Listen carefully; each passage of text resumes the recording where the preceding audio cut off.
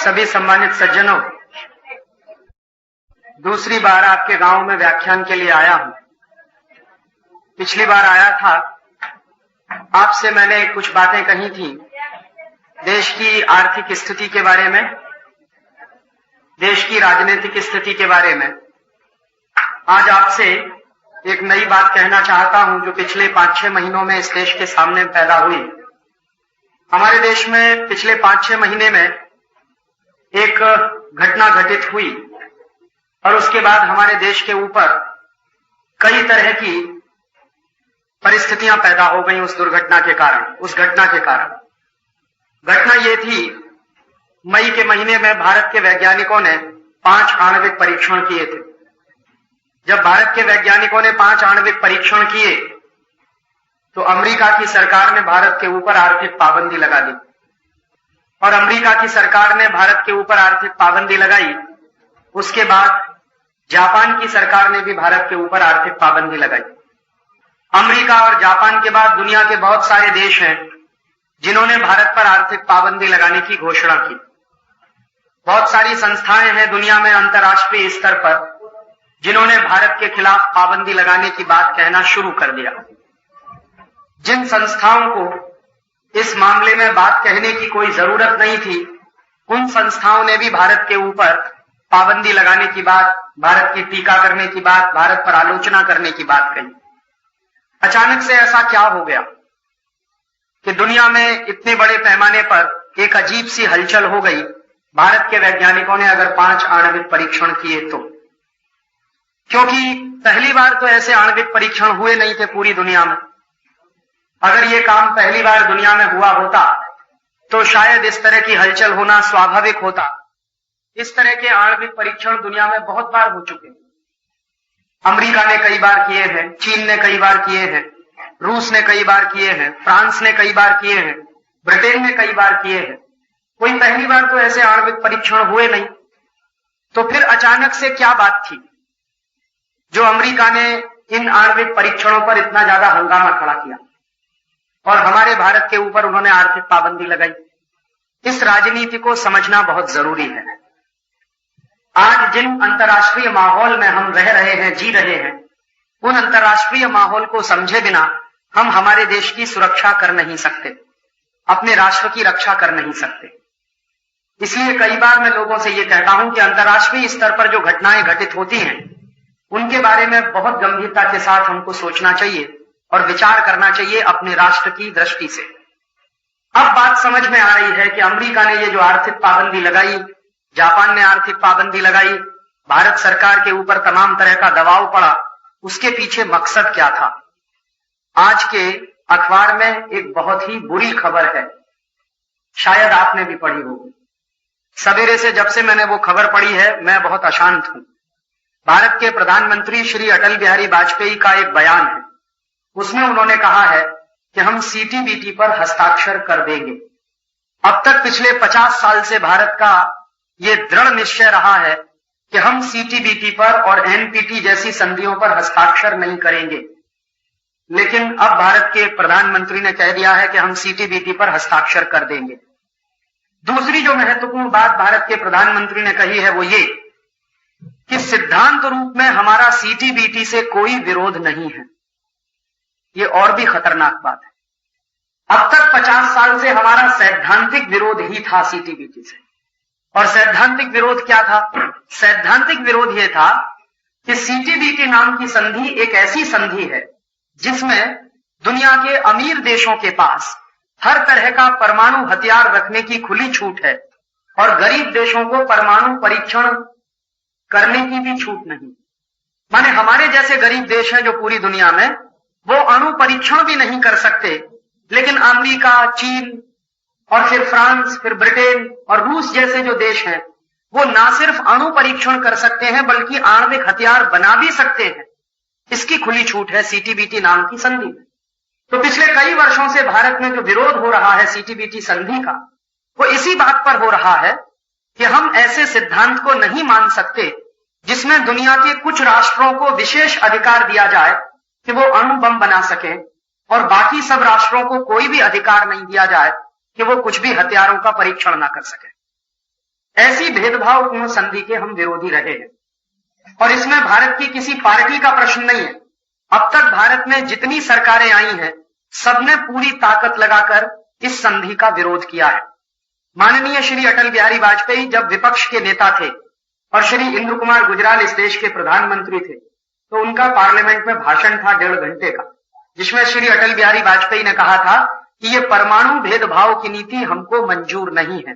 और आज अचानक से सरकार ने इतनी बड़ी पलटी खाई है कि आज के अखबार में उन्होंने स्टेटमेंट कर दिया है कि हम हस्ताक्षर कर देंगे। अब समझ में आ रहा है कि अचानक से मई में जो अणु परीक्षण हुआ और उसके बाद अमेरिका जैसे देशों ने जो दबाव डालने की राजनीति शुरू की भारत के ऊपर, जो आर्थिक पाबंदी लगाकर सरकार पर दबाव डालने की नीति शुरू की, उसमें भारत सरकार फंस गई और अमेरिका के सामने अब भारत सरकार सरेंडर करने जा रही है। आज एक दूसरा बयान और है अखबार में, जिसको मैं और भी दुर्भाग्यपूर्ण मानता हूं। भारत सरकार की तरफ से अमेरिका में भेजे गए हमारे देश के एक व्यक्ति हैं जिनका नाम है श्री जसवंत सिंह। वो बातचीत कर रहे हैं अमेरिकी सरकार के एक सचिव से, उसका नाम है स्ट्रॉप टॉलबोट। स्ट्रॉप टॉलबोट बहुत निम्न स्तर का अधिकारी है और भारत में जसवंत सिंह जी केंद्रीय स्तर के मंत्री स्तर के व्यक्ति हैं। उपाध्यक्ष जो होता है योजना आयोग का, वो केंद्रीय स्तर का मंत्री होता है और स्ट्रॉप टॉलबोट अमेरिका में एक अंडर सेक्रेटरी लेवल का अधिकारी है। तो सबसे ज्यादा अपमानजनक तो ये बात है कि भारत के केंद्रीय स्तर का मंत्री अमेरिका के एक निम्न स्तर के सचिव के साथ बातचीत में लगा हो।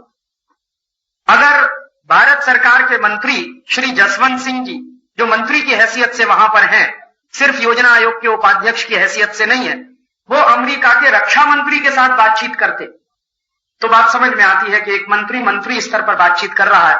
लेकिन अमेरिका ने इतनी भी घास नहीं डाली कि वो अपने केंद्रीय स्तर के किसी मंत्री को बातचीत के लिए भेजे जसवंत सिंह जी को। और जसवंत सिंह जी का भी जो कहना है वो इसी तरह का कि अब हमको सीटीबीटी पर हस्ताक्षर करने की बात मान लेनी चाहिए, अगर अमेरिका हमको कुछ रियायत दे दे। क्या रियायत चाहते हैं ये? सिर्फ इतनी सी रियायत वो चाहते हैं, इतनी सी बात वो चाहते हैं जो उनके बयान में है कि अगर अमेरिका कुछ तरह की टेक्नोलॉजी देने के लिए हमको तैयार हो जाए तो हम सीटीबीटी पर हस्ताक्षर कर दें। ये सबसे बड़ा दुर्भाग्यपूर्ण काम होगा अगर भारत सरकार इसको करती है अगले हफ्ते भर में या 10 दिन में। आज के बयान से ऐसा लगता है कि माननीय श्री अटल बिहारी वाजपेयी जी जब विदेश यात्रा से लौटेंगे, अभी यूनाइटेड नेशंस के जो जनरल असेंबली का सेशन है उसमें भाषण देने के लिए वो गए हैं, हो सकता है वहीं पर हस्ताक्षर कर दे या हो सकता है उसके 1-2 दिन आगे पीछे हस्ताक्षर कर दे। इस देश के लिए बहुत बड़ी राजनीतिक दुर्घटना होगी। माने मेरे अपने शब्दों में पिछले 50 साल में इस देश की सबसे बड़ी राजनीतिक दुर्घटना होगी। एक राजनीतिक दुर्घटना मैं मानता हूं गेट करार पर हस्ताक्षर होना 15 दिसंबर 1994 को, और उससे बड़ी दूसरी दुर्घटना मैं मानता हूं सीटीबीटी पर हस्ताक्षर होना, जो अगले कुछ दिन में होगा। तो इस बात की गंभीरता का अध्ययन हम सबको करना होगा कि आखिरकार इनकी मजबूरी क्या है, ये कौन से दबाव में काम कर रहे हैं, भारत सरकार के ऊपर दबाव किस तरह के और बौखलाहट किस तरह की, और इसमें से बाहर निकलने के लिए हमको कोई रास्ता सुझाई देता है क्या, दिखाई देता है क्या। मेरा आपसे विनम्र निवेदन है कि आज से ही बहुत बड़ी संख्या में हिंदुस्तान के प्रधानमंत्री के पास हजारों लाखों पत्र पहुंचने चाहिए कि हम देश के लोग नहीं चाहते कि आप सीटीबीटी पर हस्ताक्षर करें। हमने आपको प्रधानमंत्री बनाया, लेकिन इस बात के लिए नहीं बनाया कि आप सीटीबीटी जैसी संधि पर हस्ताक्षर करें। कम से कम जब तक पार्लियामेंट इसके लिए आपको परमिशन नहीं देती, तब तक आप सीटीबीटी पर हस्ताक्षर नहीं कर सकते। हमारे यहां स्थिति शायद वैसी हो सकती है जैसे पाकिस्तान में। पाकिस्तान का प्रधानमंत्री नवाज शरीफ पूरी तरह से अमेरिकन दबाव में सरेंडर कर गया है, और नवाज शरीफ ने सिर्फ घोषणा ही नहीं की सीटीबीटी पर हस्ताक्षर करने की, बल्कि नवाज शरीफ ने तो अपनी पार्लियामेंट में सीटीबीटी पर हस्ताक्षर करने के लिए एक प्रस्ताव भी पारित करवाने की कोशिश की, जो दुर्भाग्य से पारित नहीं हुआ, क्योंकि पाकिस्तान की पार्लियामेंट में जितने एमपीज बैठे हैं वो सब इसके विरोधी हैं और वो प्रस्ताव पारित नहीं हुआ। लेकिन पाकिस्तान का प्रधानमंत्री चाहता है कि सीटीबीटी पर हस्ताक्षर करना चाहिए। यही स्थिति भारत में भी हो सकती है। हो सकता है भारत के प्रधानमंत्री चाहते हो कि सीटीबीटी पर हस्ताक्षर करना चाहिए, लेकिन हमारी पार्लियामेंट में अगर यह प्रस्ताव आए तो मैं 100% विश्वास से कह सकता हूं कि इस पर वोट नहीं पड़ेगा समर्थन में। हो सकता है भारतीय जनता पार्टी के बहुत सारे सांसद इसके विरोध में वोट डालें, जरूरी नहीं है कि प्रधानमंत्री का यह प्रस्ताव पर पार्लियामेंट से पारित हो जाए। इसलिए मुझे लगता है कि अभी से भारत के प्रधानमंत्री पर दबाव बनाने की रणनीति हमको करनी होगी और आप लोग अपनी व्यक्तिगत हैसियत से, आप अपने संगठन की हैसियत से, इस गांव के दूसरी संस्थाओं की हैसियत से 1000, 2000, 5000, 10,000 जितनी चिट्ठियां भिजवा सकें प्रधानमंत्री के हाउस में, प्रधानमंत्री के कार्यालय में, या यहां से टेलीग्राम जा सके, ताकि सरकार पर इस बात का दबाव बनना चाहिए कि भारत के लोग इसके समर्थन में नहीं हैं और उनको ये बात का अंदाजा लग जाना चाहिए कि अगर हमने ये गलती की तो इसका भुगतान इस देश के लोग हमको करके दे देंगे। माने इस देश के लोगों को यह भी सिद्ध करना होगा कि वो राष्ट्र के साथ हैं या सरकार के साथ है। ये ऐसी संकट की घड़ी है इस समय देश के साथ। अब हमको या तो राष्ट्र को चुनना है या सरकार को चुनना है। मेरा मानना यह है कि सरकारें कुछ नहीं है राष्ट्र के साथ। सरकारें आती हैं, सरकारें जाती हैं। सरकारें आज चल रही हैं, कल नहीं भी चलेंगी। प्रधानमंत्री रहेंगे, नहीं भी रहेंगे, लेकिन इस राष्ट्र को रहना है इस देश में।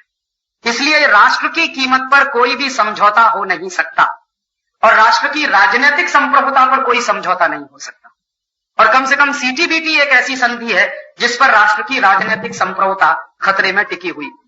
इसमें 2-3 बातें बहुत ही भेदभावपूर्ण हैं।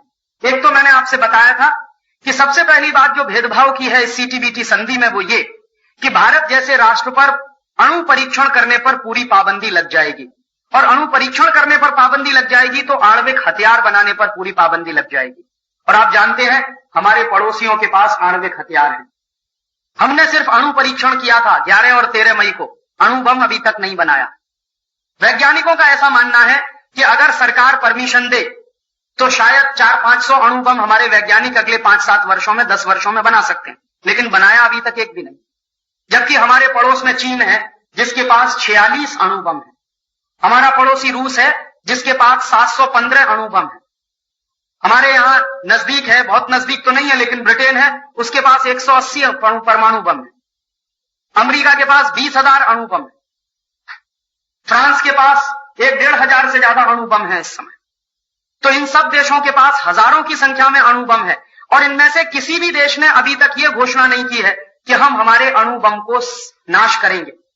ना अमेरिका चाहता है अपने अणु बम का सत्यानाश करना, ना फ्रांस चाहता है, ना चीन चाहता है, ना ब्रिटेन चाहता है, ना रूस चाहता है। इनमें से किसी भी देश ने अभी तक यह घोषणा नहीं की है कि हम हमारे पारमाणविक हथियारों को समुद्र में उठाकर फेंक देंगे। वैसी स्थिति में भारत अगर यह संधि करता है तो भविष्य में किसी खतरे में हम फंस सकते। और आप जानते हैं इस समय चीन की दोस्ती पाकिस्तान से बहुत अच्छी, अमेरिका की दोस्ती भी पिछले 50 साल से बहुत अच्छी है पाकिस्तान से। तो अमेरिका की दोस्ती और चीन की दोस्ती जो पाकिस्तान से बहुत अच्छी है, चीन और अमेरिका जब भी चाहेंगे पाकिस्तान को आणविक हथियार उपलब्ध कराएंगे। क्योंकि जब जब हमारा पाकिस्तान से झगड़ा हुआ है अमेरिका पाकिस्तान के समर्थन में खड़ा था। 1972 में जब बांग्लादेश का युद्ध हुआ था और हमारे देश की सेनाओं ने बांग्लादेश बनाने का अभिक्रम किया था। क्यों किया था? क्योंकि बंगाल में समस्या पैदा हो गई थी। बांग्लादेशी शरणार्थी भाग भाग कर बंगाल में आ रहे थे। 1 करोड़ से ज्यादा लोग बंगाल में आ चुके थे। पूरी अर्थव्यवस्था चौपट होना शुरू हो गई थी। तो बंगाल के मुख्यमंत्री के निवेदन पर और इस देश के तमाम दूसरे बड़े नेताओं के निवेदन पर श्रीमती इंदिरा गांधी ने उसमें हस्तक्षेप किया था और बांग्लादेश को बनवाया था ताकि हमारी समस्या टल जाए। हमारे यहाँ ये जो लगातार शरणार्थी आ रहे थे बांग्लादेश से, त्रिपुरा में घुस रहे थे, आसाम में घुस रहे थे, बंगाल में घुस रहे थे, इन शरणार्थियों की समस्याएं ठीक से सुलझ जाएं, इसके लिए बांग्लादेश बनाया था। वो बांग्लादेश बनाने का जो मुक्ति संग्राम चला उसमें भारतीय सैनिकों ने बांग्लादेशी सेनाओं की मदद की थी और उसमें अमेरिका ने पाकिस्तान की मदद की थी। सत्य है, इसको झुटलाया नहीं जा सकता। अमेरिका ने इसके पहले भी पाकिस्तान की मदद की थी।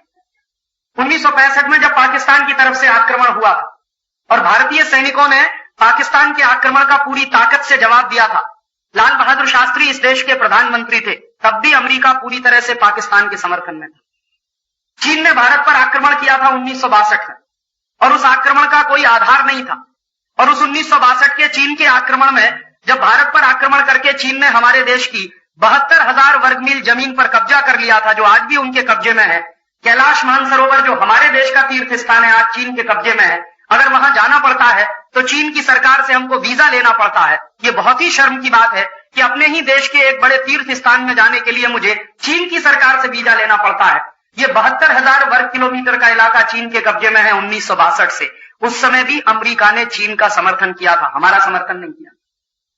और उसके पहले 1948 के साल में 1947-48 में जब आजादी मिल रही थी, उसके तुरंत बाद पाकिस्तान की तरफ से कबायलियों का जो आक्रमण हुआ था इस देश पर, तब भी अमेरिका ने समर्थन पाकिस्तान का ही किया था, भारत का नहीं किया।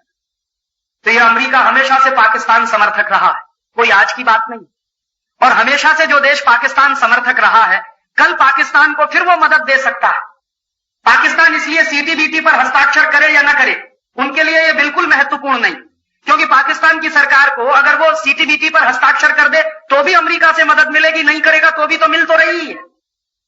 अभी अमेरिकी सरकार ने पाकिस्तान के ऊपर जो आर्थिक पाबंदियां लगाई हैं, उन आर्थिक पाबंदियों को अमेरिकी सरकार वापस लेने जा रही है पाकिस्तान में गेहूं भेजने के लिए, क्योंकि वहां लोगों की भूख से मरने की घटनाएं शुरू हो गई। तो अमेरिकी सरकार अभी आर्थिक पाबंदी हटा के गेहूं बेचेगी पाकिस्तान में। हो सकता है कुछ दूसरे सामान भी पाकिस्तान में बेचे जाए। तो अमेरिका तो पाकिस्तान की हमेशा से मदद करता रहा, कोई आज की बात नहीं है। इसलिए पाकिस्तान की सरकार सीटीबीटी पर हस्ताक्षर करती है नहीं करती है, उससे भारत को कुछ लेना देना नहीं है। भारत को अपने हित की बात पहले सोचनी होगी। और अगर एक बार हम इसमें एंटर कर गए तो ये सीटीबीटी एक ऐसा एग्रीमेंट है जिसमें से बाहर निकलने का रास्ता नहीं।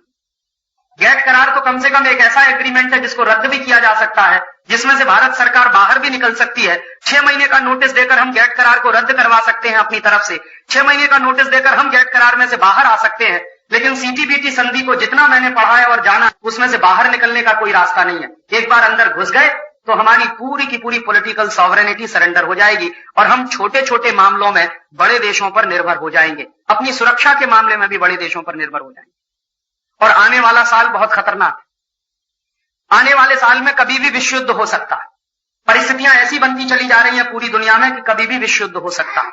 अमेरिका ने अभी अफगानिस्तान पर जो बम गिराए थे, सूडान पर जो बम गिराए थे, उन दोनों बम के गिराने के बाद सूडान और अफगानिस्तान में इतनी तेजी के साथ अमेरिका के खिलाफ हवा पैदा हुई है कि कभी भी सूडान और अफगानिस्तान मिलकर अमेरिका पर आक्रमण कर सकते। एक बिन लादेन नाम का आदमी जो बिलियनर है, करोड़पति है, अरबपति है, जिसके पास पेट्रो डॉलर बहुत बड़ी मात्रा में है, उसने घोषित कर दिया है कि अब तो अमेरिका मेरा दुश्मन नंबर 1 है और अब मैं बता दूंगा कि अमेरिका रहेगा कि नहीं रहेगा। तो ये देश कभी भी आक्रमण करेंगे। और गल्फ देशों में तो अमेरिका के खिलाफ बहुत पहले से माहौल है। जब से इराक के खिलाफ अमेरिका ने स्टैंड लिया और इराक पर बमबारी की थी अमेरिकी सैनिकों ने, जिसमें 80 लाख इराकी मारे गए थे, तब से इराक तो खिलाफ है ही अमेरिका के, ईरान भी खिलाफ है अमेरिका के। ईरान और इराक दोनों अमेरिका के खिलाफ हैं, बस मौके का इंतजार कर रहे हैं कि कब मौका मिले और अमेरिका को सबक सिखाएं। ये दोनों देश इसलिए खिलाफ हैं अमेरिका के कि अमेरिका के कारण इन दोनों देशों को कुत्तों की तरह से लड़ना पड़ा 10 साल। अमेरिका ने इतना बड़ा धोखा दिया था ईरान और इराक को। वो धोखा क्या था? एक बार 1989 के साल की बात मैं आपको बता रहा हूं कि अमेरिका का एक बहुत बड़ा अखबार है, उसका नाम है वॉशिंगटन पोस्ट। तो वॉशिंगटन पोस्ट नाम के अखबार में 1989 के साल में एक खबर छप गई थी और खबर ये थी कि ईरान और इराक के बीच में एक बहुत बड़ा इलाका है रेगिस्तानी, जिसका नाम है शत अल अरब। तो ये जो शत अल अरब का रेगिस्तानी इलाका है, उस रेगिस्तानी इलाके में भयंकर तेल छुपा हुआ है, ऐसी खबर छपी अमेरिका के अखबार में। अमेरिका के अखबार में ये जो खबर छप गई, शत अल अरब के इलाके में भयंकर तेल छुपा हुआ है, तो उस खबर का प्रतिक्रिया क्या हुई? ईरान और इराक के अखबारों में भी ये खबर छपी कि वॉशिंगटन का अखबार कहता है कि यहां पर तेल छुपा हुआ। तो वो जो इलाका है शत अल अरब का, वो दो देशों के बीच की बफर स्टेट है। और बफर स्टेट माने नो मैन्स लैंड, जहां पर कोई रहता नहीं है और जहां पर कोई अपना क्लेम भी नहीं करता। वहां पर दो देशों की सीमाएं हैं। नो मैन्स लैंड काफी बड़े पैमाने पर है। तो ईरान और इराक की सरकारों ने आपस में लड़ना शुरू कर दिया कि हम तेल निकालेंगे कि तुम तेल निकालो। पहले शांति था, वहां पे कोई मुश्किल नहीं थी, कोई झगड़ा नहीं था। लेकिन जैसे ही ये खबर छपी तो तुरंत झगड़ा बढ़ गया और दोनों देशों ने कहा ये मेरा इलाका, ये तेरा इलाका। फिर ये झगड़ा यूनाइटेड नेशंस में गया और यूनाइटेड नेशंस की सिक्योरिटी काउंसिल में अमेरिकी लोगों की मदद से यह तय करवा दिया गया कि इसका फैसला युद्ध लड़कर कर लो। तो अमेरिका ने ईरान और इराक के बीच में लड़ाई छिड़वा दी, युद्ध करवा दिया। अमेरिका का स्वार्थ क्या था? अमेरिका का स्वार्थ यह था कि ईरान और इराक जब आपस में लड़ेंगे तो उनके पास हथियार तो है नहीं, वो हथियार अमेरिका से खरीदेंगे। अमेरिका को अपने हथियार बेचने थे, अमेरिका को अपनी बंदूकें बेचनी थी, अमेरिका को अपने हवाई जहाज बेचने थे, अमेरिका को अपने बम वर्षक विमान बेचने थे। तो अमेरिका को तमाम तरह के हथियार बेचने थे, क्योंकि अमेरिका दुनिया में हथियार बनाने वाला सबसे बड़ा देश है। आप आश्चर्य करेंगे कि अमेरिका की जो पूरी की पूरी इकोनॉमी है, जो पूरी की पूरी अर्थव्यवस्था है, उसका 2/3 हिस्सा हथियारों की बिक्री में लगा हुआ है। माने अगर 100 रुपए का उत्पादन होता है अमेरिका में, तो 75 रुपए का उत्पादन हथियारों का है 25 रुपए का उत्पादन बाकी सामानों का। तो 2/3 अर्थव्यवस्था, उनकी 2/3 से भी ज्यादा अर्थव्यवस्था हथियारों के उत्पादन में लगी हुई है। तो हथियार पैदा करता है अमेरिका, लेकिन हथियार बिकने भी तो चाहिए। तो हथियार तभी बिकते हैं जब दुनिया में लड़ाइयां होती हैं, युद्ध होते हैं। तो अमेरिका हमेशा से यह कोशिश करता रहता है कि दुनिया में समय समय पर युद्ध होते रहे ताकि उनके हथियार बिकते रहे। 1945 का जब दूसरा विश्व युद्ध खत्म हुआ था तो अमेरिका और यूरोप के देशों ने आपस में एक संधि कर ली थी, और उस संधि का नाम है नो वॉर पैक्ट। माने क्या है इसका? अमेरिका और यूरोप के देश कभी भी एक दूसरे पर युद्ध नहीं करेंगे। आप जानते हैं कि दूसरा विश्व युद्ध यूरोप पर हुआ था, यूरोप की जमीन पर हुआ था, जिसमें फ्रांस बर्बाद हुआ, जर्मनी बर्बाद हुआ, बहुत सारे दूसरे देश बर्बाद हुए। तो इन देशों ने क्या संधि की कि हम आपस में कभी भी भविष्य में युद्ध नहीं लड़ेंगे। तो यूरोप के देशों ने आपस में संधि की, फ्रांस ने जर्मनी से की, जर्मनी ने फ्रांस से की, फिर फ्रांस ने स्पेन से की, स्पेन ने फ्रांस से की, और सब यूरोप के देशों ने आपस में मिलकर अमेरिका से संधि की कि हम आपस में कभी नहीं लड़ेंगे और अमेरिका भी हमसे कभी नहीं लड़ेगा। हम किसी पर हथियार नहीं फेंकेंगे, कोई हमारे ऊपर हथियार नहीं फेंकेगा। तो वहां तो युद्ध होने की संभावना है नहीं, क्योंकि संधि हो गई। और 1945 से ये संधि बराबर बनी हुई है। तो अब युद्ध कहां हो सकते हैं?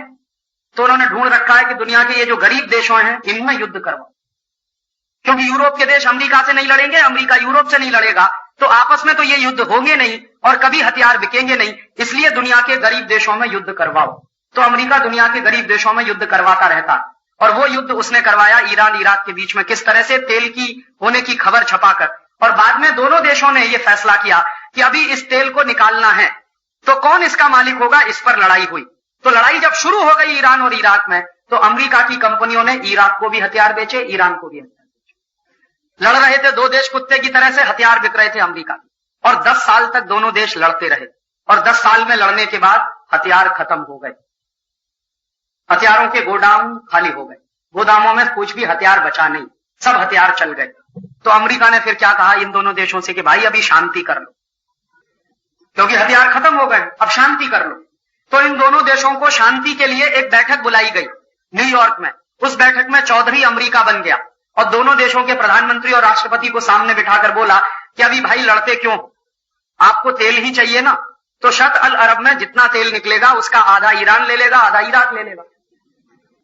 आप देखिए अमेरिका कितना बेईमान और बदमाश देश है। यही बात पहले भी हो सकती थी, युद्ध होने के पहले, कि जितना तेल निकलेगा आधा तुम ले लो, आधा तुम ले लो, लेकिन नहीं होने दिया। पहले युद्ध करवाया, 10 साल तक युद्ध चलवाया, उसके बाद हथियार बिकवाए। जब हथियार खत्म हो गए तब शांति की बात की, और उसके बाद हो गया फैसला। फैसला ये हो गया कि ठीक है, जितना तेल निकलेगा उसमें से आधा इराक लेगा, आधा ईरान लेगा। फिर परेशानी इस पर आई कि तेल निकालेगा कौन। तो अमेरिका ने कहा कि ठेका मुझको दे दो, मैं निकालता हूं तेल। और एक अमेरिकी कंपनी है, उसका नाम है एक्सॉन, उसको ठेका मिल गया। अभी आप देखिए अमेरिका ने किस तरह से माने इन सबको मिसलीड किया, दोनों देशों को, लड़वा दिया, हथियार बेचे, फिर तेल निकालने का ठेका भी खुद ले लिया। अभी एक्सॉन कंपनी ने तेल निकालने का काम शुरू किया, तो एग्रीमेंट ये कर लिया पहले ही कि हमको एडवांस में पैसा चाहिए तेल निकालने के लिए। तो दोनों देशों के पास पैसा नहीं था, तो उन्होंने विश्व बैंक से कर्जा लेकर पैसा दे दिया उसका, और उस कंपनी ने तेल निकालने का धंधा चालू किया। 1 साल हो गया, 1.5 साल हो गया, 2 साल हो गया। 2 साल के बाद कंपनी ने कह दिया कि इस पूरे इलाके में कहीं भी तेल ही नहीं है। अब तब दोनों देश के राष्ट्रपति और प्रधानमंत्रियों ने अपने अपने सिर पे हाथ पीटा और कहा कि कहां हम फंस गए, इस अमेरिका जैसे नालायक देश की चक्कर में फंसकर पूरा बर्बाद कर दिया। और उस 10 साल के युद्ध में ईरान चौपट हो गया, इराक बर्बाद हो गया, लाखों लोग ईरान के मरे, लाखों लोग इराक के मरे। और उस बर्बादी के बाद ऐसी बर्बादी आई है कि अभी तक वो संभल नहीं पाए। ऐसे अमेरिका तमाशा करता रहता है। तो ईरान भी अमेरिका के खिलाफ है, इराक भी अमेरिका के खिलाफ। और अभी जब गल्फ वॉर हुआ था दोबारा से 1990 में, जब इराक के ऊपर आक्रमण किया था अमेरिका ने और 28 देशों ने मिलकर, 80 लाख इराकी उसमें मारे गए थे।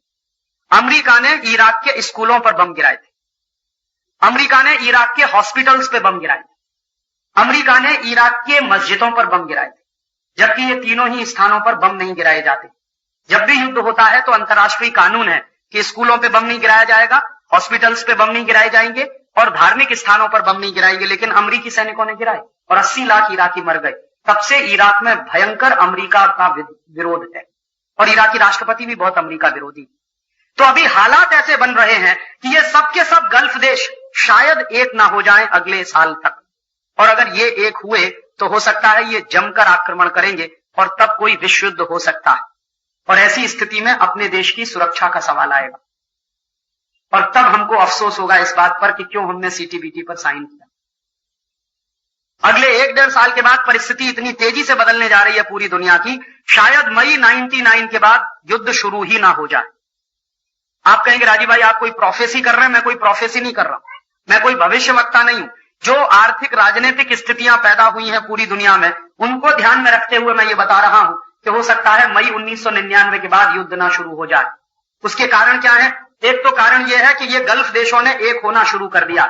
जिस दिन सूडान, अफगानिस्तान और लीबिया और उनका एक देश है सऊदी अरब, सऊदी अरब में इस समय अमरीकी सैनिक पड़े हुए हैं। जिस दिन सऊदी अरब की सरकार ने फैसला किया कि हम अमरीकी सैनिकों को अपनी जमीन पर नहीं रहने देंगे, उसी दिन युद्ध शुरू हो सकता है। बस देर अब इसी बात की है कि सऊदी अरब से जिस दिन अमरीकी सैनिक हटना शुरू होंगे, उसी दिन से युद्ध शुरू हो सकता है। और वैसी युद्ध की परिस्थिति में अपने देश की सुरक्षा का सवाल सबसे महत्वपूर्ण होगा और तब शायद हमको अफसोस होगा कि सीटीबीटी पर हस्ताक्षर क्यों किया गया। और इस युद्ध के एक दूसरे कारण और हैं कि एक तो ये गल्फ देशों में एकता हो रही है, दूसरी तरफ जनवरी 1999 के बाद यूरो डॉलर नाम की एक करेंसी आ रही है अंतर्राष्ट्रीय बाजार में। यूरोप के 12 देश एक हो गए, उन्होंने कॉमन यूरोपियन मार्केट बना लिया।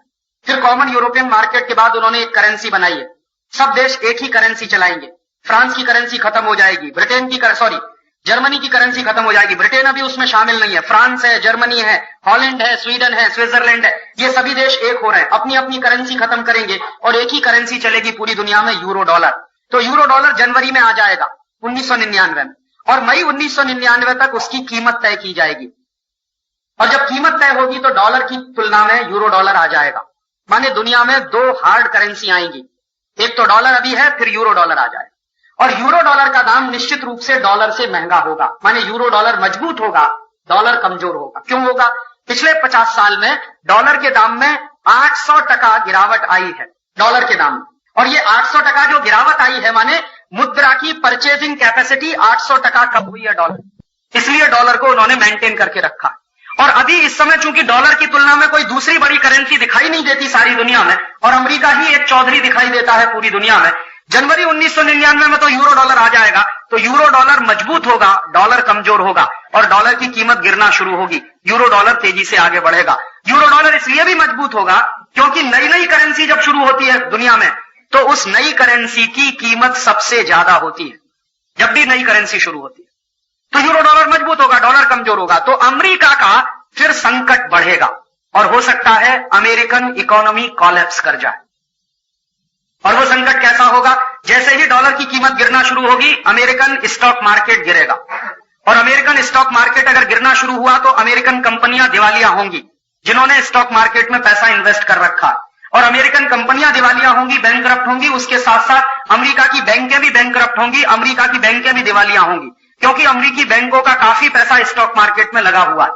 तो एक साथ बहुत सारी अमेरिकी बैंकें और अमेरिकी कंपनियां बैंकरप्ट हो जाएंगी, इंसॉल्वेंट हो जाएंगी, भिखारी हो जाएंगी। और ऐसी स्थिति में अमेरिका और बौखलाएगा और इधर ये गल्फ देशों में एकता होना शुरू हो जाएगी और तब ये मिलकर कहीं अटैक कर सकते हैं और हो सकता है कि युद्ध शुरू हो इसी गल्फ में कहीं किसी स्थान से। हो सकता है इजराइल युद्ध भूमि बने। आपकी बात, पिछली बार फ्रांस बना था युद्ध भूमि सेकेंड वर्ल्ड वॉर में, थर्ड वर्ल्ड वॉर में हो सकता है इजराइल युद्ध भूमि बने और हो सकता है लाखों लाखों लोग उसमें मारे जाएं। और वैसी परिस्थिति में हमको हमारे देश की सुरक्षा के बारे में सोचना होगा, इस दृष्टि से विचार करना। और इसलिए मुझे लगता है कि यह सीटीबीटी पर हस्ताक्षर करना देश की सुरक्षा के साथ खिलवाड़ करना, सीटीबीटी जैसी संधि पर हस्ताक्षर करना भारत की राजनीतिक संप्रभुता को गिरवी रखना है और यह काम नहीं होना चाहिए। और अगर यह हुआ तो इस देश का बहुत बड़ा दुर्भाग्य होगा। इसको मैं गेट करार से भी बड़ा दुर्भाग्य मानता हूं।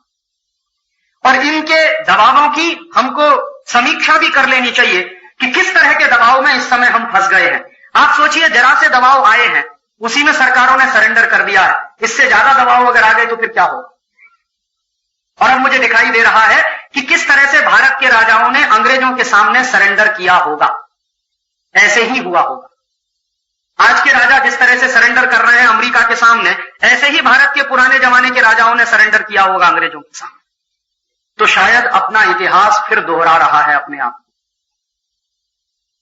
और मुझे ऐसा लगता है दुनिया के बहुत सारे बड़े बड़े अर्थशास्त्री एक गंभीर बात कहते रहे और वो बात सच होते हुए दिखाई दे रही है कि जिस देश की जनता सो जाती है और जिस देश में प्रबुद्ध वर्ग सिर्फ अपने स्वार्थ में डूब जाता है, उस देश का इतिहास बार बार अपने आप को दोहराता है। तो शायद भारत का इतिहास अपने आप को दोहराने की स्थिति में है। ऐसी परिस्थिति में हमको गंभीरता से सोचना चाहिए। और हमारे देश की स्थिति तो बहुत ही दयनीय है इस दृष्टि से कि हमारे ऊपर पिछले 1000 साल में बहुत आक्रमण हुए। आजादी के बाद तो मैंने बताया 4 आक्रमण हुए, 3 तो प्रत्यक्ष रूप से हुए, 1 परोक्ष रूप से हुआ। 1972 का आक्रमण परोक्ष आक्रमण था, लेकिन 1965 का आक्रमण भारत के ऊपर सीधा आक्रमण था। 1962 का आक्रमण भारत के ऊपर सीधा आक्रमण था।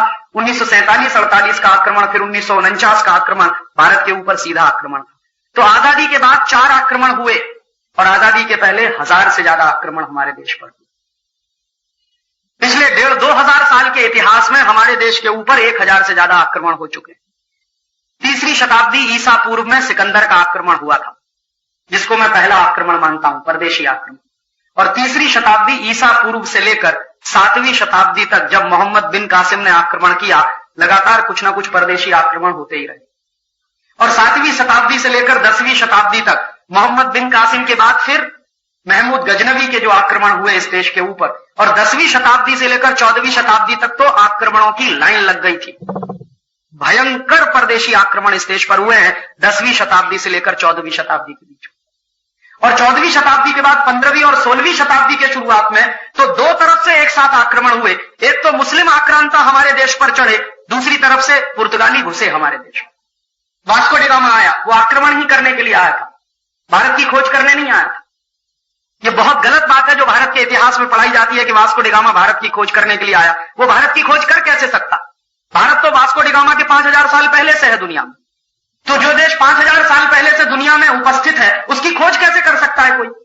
खोज तो उस बात की जाती है जो पहले नहीं हो कोई वस्तु। तो ये बहुत गलत बात भारत के इतिहास में पढ़ाते हैं कि वास्को डी गामा खोज करने आया था, लूटने आया था, आक्रमण करने आया था।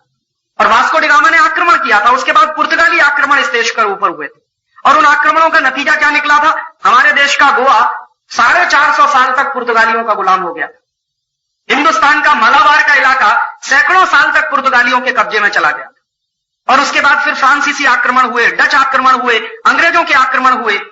और उसके बाद 1947 में जब हमने आजादी पाई, तब तक 1000 से ज्यादा आक्रमण हम झेल चुके थे। और आजादी के पहले हुए, आजादी के बाद भी हुए। और बार बार एक ही गलती हमने दोहराई कि बाहर से आक्रमण हुए, उसमें नुकसान उठाया, फिर बात कहना शुरू किया कि हमको ऐसा करना चाहिए था, हमको वैसा करना चाहिए था, हमको ऐसे नहीं करना चाहिए था, हमको वैसे नहीं करना चाहिए। नुकसान उठाने के बाद फिर विश्लेषण करते हैं। पहले नुकसान उठा लेते हैं, फिर विश्लेषण करते हैं। नुकसान उठाने के पहले विश्लेषण अगर करते तो शायद देश का कुछ भला हो जाता। और आज भी वही स्थिति आएगी कि अभी सीटीबीटी पे हस्ताक्षर कर देंगे, अगले साल जब नुकसान हो जाएगा तब विश्लेषण किया जाएगा कि वो सही था या गलत था। जब होने के पहले विश्लेषण नहीं करेगा कोई। और ये हमारे लिए सबसे गंभीर बात है कि आजादी के पहले जिस देश के ऊपर 1000 से ज्यादा आक्रमण हुए हों, आजादी के बाद पिछले 4 साल में 4 परदेशी आक्रमण हो गए हों और हर बार हमको नुकसान उठाना पड़ा हो, कल को फिर कोई परदेशी आक्रमण हुआ तब क्या करेंगे? कोई गारंटी दे सकता है इस बात की कि भारत पर आगे साल कोई आक्रमण नहीं होगा? जो हालत इस समय चीन की है, जो हालत इस समय पाकिस्तान की है, और अब तो रूस ने अमेरिका के साथ ये बातचीत करना शुरू कर दिया है। अमेरिकी सरकार अभी रूस की सरकार को एक सुझाव दे रही है और वो सुझाव ये है कि रूस की भारत के साथ जो रक्षा संधि है उसको तोड़वा दिया जाए। इसका मतलब क्या है? रूस की सरकार और भारत की सरकार ने एक दूसरे पर आक्रमण नहीं करने के लिए एक संधि की हुई है जिसका नाम है रक्षा संधि। उसका मतलब यह है कि रूस कभी भारत पर आक्रमण नहीं करेगा, भारत कभी रूस पर आक्रमण नहीं करेगा। लेकिन अब अमेरिकी सरकार कह रही है रूस को कि आप अपनी सुरक्षा संधि तोड़ो भारत से। इसका मतलब रूस भी भारत पर आक्रमण कर सकता है या रूस की जमीन इस्तेमाल की जा सकती है भारत पर आक्रमण करने के लिए। अमेरिका उस जमीन का इस्तेमाल कर सकता है। तो ऐसी परिस्थिति में हम कैसे गारंटी से कह सकते हैं कि हमारे ऊपर कोई परदेशी आक्रमण नहीं होगा? हम कैसे खुशफहमी में रह सकते? और सबसे बड़ा दुर्भाग्य जो मुझे इस देश का लगता है वो ये कि आजादी के बाद पिछले 50 साल में हम हमारे देश के लिए कोई राष्ट्रीय सुरक्षा की नीति नहीं बना पाए। पिछले आजादी के पहले जब हम गुलाम थे अंग्रेजों के, या उसके पहले भी जो परदेशी आक्रमण हुए हमारे देश के ऊपर, 1000 साल लगातार हमारा समाज झेलता रहा परदेशी आक्रमणों को। लेकिन इस देश में उन 1000 साल के परदेशी आक्रमणों के बाद भी कोई सबक नहीं सीखा इस देश की सरकारों ने, और कोई ऐसी ठोस योजना नहीं बना पाई आज तक कि कल को फिर परदेशी आक्रमण हो जाए तो देश की क्या स्थिति हो, कैसे झेलेंगे हम उसको। क्योंकि 1949 में जो हुआ था तमाशा, 1947-48 में जब भारत विभाजन हुआ, पाकिस्तान बना, तुरंत पाकिस्तान की तरफ से जो आक्रमण हुआ तो पाकिस्तानी कबायलियों ने लगातार कश्मीर को घेरना शुरू किया और कश्मीर को घेरते गए, पूरा कश्मीर उनके कंट्रोल में चला गया। फिर जम्मू की तरफ बढ़े, जम्मू से मुश्किल से 13 किलोमीटर दूर रह गई थी पाकिस्तानी सेना, तब भारतीय सैनिकों ने पाकिस्तानी सेनाओं का जवाब दिया था। तब तक क्या कर रहे थे, राजा हरि सिंह से बातचीत चल रही थी। राजा हरि सिंह तैयार नहीं था कश्मीर को भारत में विलय कराने के लिए, और भारत सरकार कहती थी कि जब तक तुम नहीं करोगे तब तक हम तुम्हारी मदद नहीं करेंगे। उस समय अगर राजा हरि सिंह को एक बाजू में रखकर पाकिस्तानी सैनिकों को भगा दिया जाता तो आज ये जो पाक ऑक्युपाइड कश्मीर की समस्या है ये हमारे गले की समस्या नहीं बनती। हमारे ही देश का इलाका है जिसको हम पाक अधिकृत कश्मीर कहते हैं, हमारे ही देश के हैं 3 डिवीजन पूरे के पूरे जो पाकिस्तान के कब्जे में है भारत का इलाका पाकिस्तान के कब्जे में है। ये इसी कारण से हुआ कि लगातार देरी की गई और पाकिस्तानी सेनाओं ने एक बड़े इलाके पर कंट्रोल कर लिया। उसके बाद भारतीय सैनिकों ने जब पाकिस्तानी सैनिकों को पीछे खदेड़ा तो ज्यादा दूर तक खदेड़ नहीं पाए, तुरंत समझौता हो गया। और समझौता क्या हुआ, जहां पर भारतीय सैनिक हैं वो जमीन भारत की, जहां पर पाकिस्तानी सैनिक हैं वो जमीन पाकिस्तान की। ऐसे बेवकूफी के समझौते करते रहे हमारे नेता। तो उसमें नतीजा क्या निकला कि हमारे देश के 3 डिवीजन पाकिस्तान के कब्जे में चले गए, जो आज भी हमारे लिए सिरदर्द पैदा किए हुए। और ये कश्मीर की समस्या वहीं से पैदा हुई। ना तो वो हमारे 3 डिवीजन जाते पाकिस्तान के कंट्रोल में, ना तो आज ये समस्या होती कश्मीर की। और ये समस्या पता नहीं कितने दिन और चलेगी, कितने लाख लोगों के बलिदान ले लेगी, कितने लाख लोगों को अपने घर उजड़वाने पड़ेंगे, कितने लाख लोगों को वहां से भागना पड़ेगा, उसका कुछ अंदाजा नहीं किया उस समय के नेताओं ने, और एक नासूर बन के छोड़ गया। फिर उसके बाद दोबारा गलती हुई। दोबारा क्या गलती हुई, 1962 में पंडित नेहरू ने नारा दिया हिंदी चीनी भाई भाई, हिंदी चीनी भाई भाई। जो चीन कभी भाई हो नहीं सकता उसको भाई बना लिया।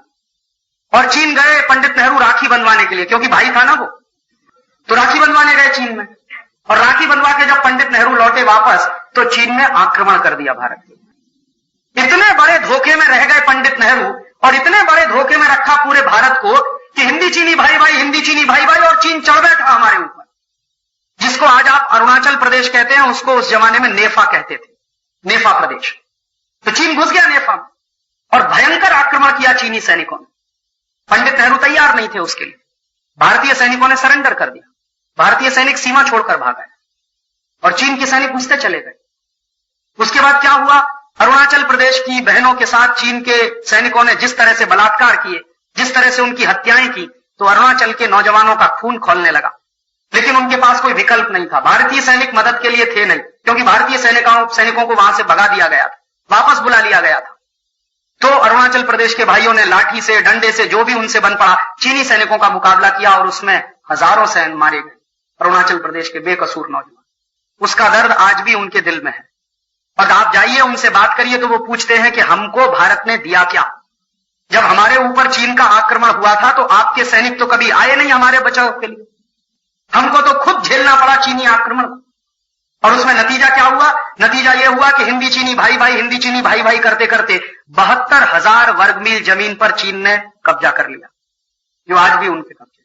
पहले नुकसान उठाया 1948-49 में, फिर नुकसान उठाया 1962 और फिर 1965 में नुकसान उठाया। 1965 में क्या हुआ, पाकिस्तान ने आक्रमण किया। उस समय थोड़ी गनीमत यह थी कि लाल बहादुर शास्त्री प्रधानमंत्री थे, उन्होंने पूरी ताकत से पाकिस्तानी आक्रमण का जवाब दिया। भारतीय सैनिकों ने पाकिस्तानी सैनिकों को पीछे तक खदेड़ दिया। तब अमेरिका बीच में आया और अमेरिका ने दबाव डाला, और अमेरिका ने जो दबाव डाला वो इस बात का कि पाकिस्तान के साथ संधि करो। माने भारतीय सैनिकों ने पाकिस्तानी सैनिकों को खदेड़ दिया था बहुत पीछे तक, लाहौर और रावलपिंडी तक भारतीय सैनिकों का कंट्रोल स्थापित हुआ था। लेकिन अमेरिका के दबाव में आकर लाल बहादुर शास्त्री को समझौता करना पड़ा। लाल बहादुर शास्त्री नहीं चाहते थे वो समझौता। एक बार तो लाल बहादुर शास्त्री ने अमेरिकी दबाव को एक किनारे लगा दिया। अमेरिका ने धमकी क्या दी कि उस समय अमेरिका से लाल रंग का गेहूं आता था इस देश में, PL-480 के नाम पर। जो बुजुर्ग लोग यहां बैठे हैं वो जानते होंगे कि अमेरिका से वो जो लाल रंग का गेहूं आता था 1965 के साल में, उसको अमेरिका में जानवर भी नहीं खाते थे, उसको भारत को बेचा जाता था। तो लाल बहादुर शास्त्री ने अमेरिकी धमकी के सामने झुकने से मना कर दिया। तो अमेरिका ने क्या कहा कि हम आपको गेहूं देना बंद कर देंगे। शास्त्री जी ने कहा बंद कर दो, हमें आपका गेहूं चाहिए भी नहीं। तो फिर अमेरिका की धमकी आई कि आपके लोग भूखे मर जाएंगे। शास्त्री जी ने कहा हम भूखे मरेंगे, लेकिन हमको अपमानजनक शर्तों पर यह संधि मंजूर नहीं है आपसे। और शास्त्री जी ने हिम्मत दिखाई, PL 480 का गेहूं खरीदना बंद कर दिया। फिर देश में गेहूं की थोड़ी कमी आ गई, तो शास्त्री जी ने देश के लोगों से अपील की कि हम एक समय भोजन करना बंद कर दें। और देश के करोड़ों लोगों ने शास्त्री जी की बात का जवाब दिया। करोड़ों लोगों ने सोमवार को व्रत रखना शुरू कर दिया। इस घटना से सिद्ध क्या होता है, इस देश का कोई भी नेता जनता से जब भी कोई कुर्बानी मांगता है तो जनता कभी पीछे नहीं हटती। सवाल नेताओं की इंटीग्रिटी का है। जनता इस देश में बहुत मजबूत है, जनता कभी सरेंडर नहीं करती। जनता ने भूखा रहना मंजूर किया, लेकिन शास्त्री जी पर इस बात का किसी आदमी ने दबाव नहीं डाला कि आप अमेरिका से गेहूं खरीदिए, हम भूखे नहीं रहेंगे। लोगों ने कहा हम भूखे रहेंगे, सम्मान के साथ हमको भूखा रहना मंजूर है, बजाय इसके कि हम अमेरिका से गेहूं खरीदें और अपमानजनक शर्तों पर उसको हम खाएं। लेकिन दूसरी बार शास्त्री जी दबाव में आए और फिर भारत के ही अंदर के नेता अमेरिका समर्थन के हो गए और भारत के नेताओं ने फिर शास्त्री जी को कहना शुरू किया कि पाकिस्तान से समझौता करना चाहिए और पाकिस्तान से समझौता करना पड़ेगा। तो शास्त्री जी बहुत ही बुझे मन से, दबे हुए मन से गए ताशकंद समझौता करने के लिए, और ऐसा समझौता हुआ कि वो वापस नहीं लौटे। समझौते में क्या हुआ कि जो जमीन भारतीय सैनिकों ने जीती थी वो सारी की सारी जमीन समझौते में हार दी और शास्त्री जी भी उस समझौते में चले गए। शास्त्री जी की डेड बॉडी लौटी थी ताशकंद से, शास्त्री जी नहीं लौटे।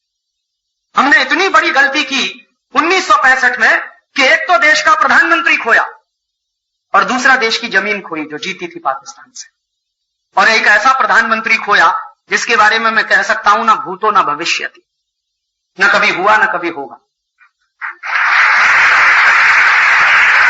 जब युद्ध शुरू हो गया था पाकिस्तान की तरफ से तो शास्त्री जी ने सारे देश के लोगों से एक अपील की थी कि घर का पैसा बचाओ, खर्चे कम करो, क्योंकि युद्ध के समय में सेविंग्स की बहुत जरूरत होती है सरकार, और जिस देश में सेविंग्स जितनी ज्यादा होती हैं डोमेस्टिक स्तर पे, घरेलू स्तर पे, वो देश युद्ध उतने ही अच्छे तरीके से लड़ सकता है। तो शास्त्री जी ने लोगों से अपील की कि आप पैसा बचाओ, खर्चे कम करो, लेकिन दूसरों से अपील करने से पहले शास्त्री जी ने अपने खर्चे कटौती किए थे। और जानते क्या खर्चा सबसे पहले कटौती किया हुआ? उनके घर में एक बाई आती थी उनका कपड़ा धोने की, तो शास्त्री जी ने बाई को कह दिया कि कल से तुम कपड़ा धोने मत आना मेरे। तो बाई ने पूछा कि कपड़ा कौन धोएगा, क्योंकि उनकी पत्नी की तबीयत खराब रहती थी, ललिता शास्त्री उस समय बहुत बीमार रहती थी। तो शास्त्री जी ने कहा मैं खुद धोऊंगा। कपड़े तो ज्यादा रखते ही नहीं थे, 2 जोड़ी कपड़े रहते थे, 1 जोड़ी सुखाते थे, 1 जोड़ी धोते थे। 2 धोती थी उनके पास, 2 कुर्ते थे, 1 जोड़ी चप्पल थी और 1 खादी की बनियान रहती थी, 1 अंडरवियर रहता था। ये कपड़े थे उनके। तो उन्होंने कहा मैं खुद धो लूंगा। फिर दूसरे अपने घर में कटौती कैसे की, उन्होंने भारत के प्रधानमंत्री की बात देखी। उनके घर में एक बाई आती थी उनके कमरे में झाड़ू लगाने के लिए, पोछा लगाने के लिए। उन्होंने कहा तुम भी कल से मत आना। तो उस बाई ने पूछा घर में झाड़ू कौन लगाएगा? उन्होंने कहा मैं मेरा कमरा साफ कर लूंगा, बाकी अपने बेटों को कहूंगा कि वो सब घर की सफाई करें, क्योंकि मैं पैसा नहीं दे सकता। दूसरों से मैं कह रहा हूं तो पहले मुझे करना होगा। उसके बाद तीसरी घर की कटौती कैसे की उन्होंने? उनके घर में एक ट्यूटर आता था जो उनके सबसे बड़े बेटे को अंग्रेजी पढ़ाता था। उनका बेटा अंग्रेजी में फेल हो गया था, तो एक बड़ा ट्यूटर आता था घर में पढ़ाने के लिए। तो शास्त्री जी ने कहा कि कल से तुम मत आना। तो उस ट्यूटर ने कहा कि आपका लड़का बहुत कमजोर है अंग्रेजी में और वो पास नहीं होगा तो 1 साल उसका बर्बाद हो जाएगा। उन्होंने कहा इस देश के लाखों करोड़ों बच्चे फेल हो जाते हैं, मेरा बेटा भी फेल हो जाएगा, कौन सी इसमें खास बात है? मैं कोई विशेष आदमी तो नहीं, एक साधारण आदमी हूं मैं इस देश का। तो वो ट्यूटर भी हटा दिया। इस तरह से अपने खर्चों में कटौती की एक ऐसे व्यक्ति ने जो उस समय भारत का प्रधानमंत्री था। आज तो कोई नहीं दिखाई देता ऐसा नेता। संकट की स्थिति तो आज भी है इस देश में, आर्थिक हालत तो बहुत खराब है इस देश में। बताइए कब प्रधानमंत्री या राष्ट्रपति ने अपने खर्चे में कटौती करने की कोई बात कही? आज के नेताओं ने तो अपने खर्चे 3-3 गुने बढ़ा लिए। आपको मालूम है सभी नेताओं की पगारें 3-3 गुनी बढ़ गई।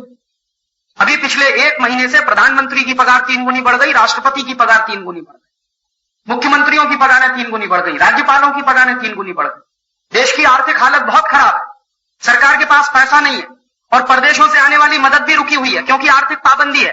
वैसी स्थिति में मुझे ऐसा लगता था कि ये सब नेता लाल बहादुर शास्त्री वाला उदाहरण पेश करेंगे कि पगारें नहीं लेंगे 1-2 साल के लिए, देश की स्थिति जब तक सुधरेगी नहीं।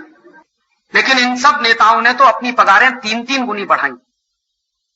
इसलिए मैंने कहा था कि शास्त्री जी ऐसे व्यक्ति थे ना भूतो ना भविष्यति। शायद ऐसा नेता मिलना बहुत मुश्किल है इस देश में। और क्या हो गया था, युद्ध जब शुरू हो गया था तो एक दिन शास्त्री जी की पत्नी ललिता जी ने कहा कि आपकी धोती फट गई है, आप एक नई धोती ले आइए। तो उसने कहा कि बहुत अच्छा ये होगा कि तुम उसको सुई धागे से सिल दो। अभी नई धोती लाने के बारे में मैं कल्पना नहीं कर सकता, क्योंकि मैंने सब कुछ छोड़ दिया है, पगार लेना भी बंद कर दिया। तो पैसा तो है नहीं, मैं नई धोती लाऊंगा कहां से?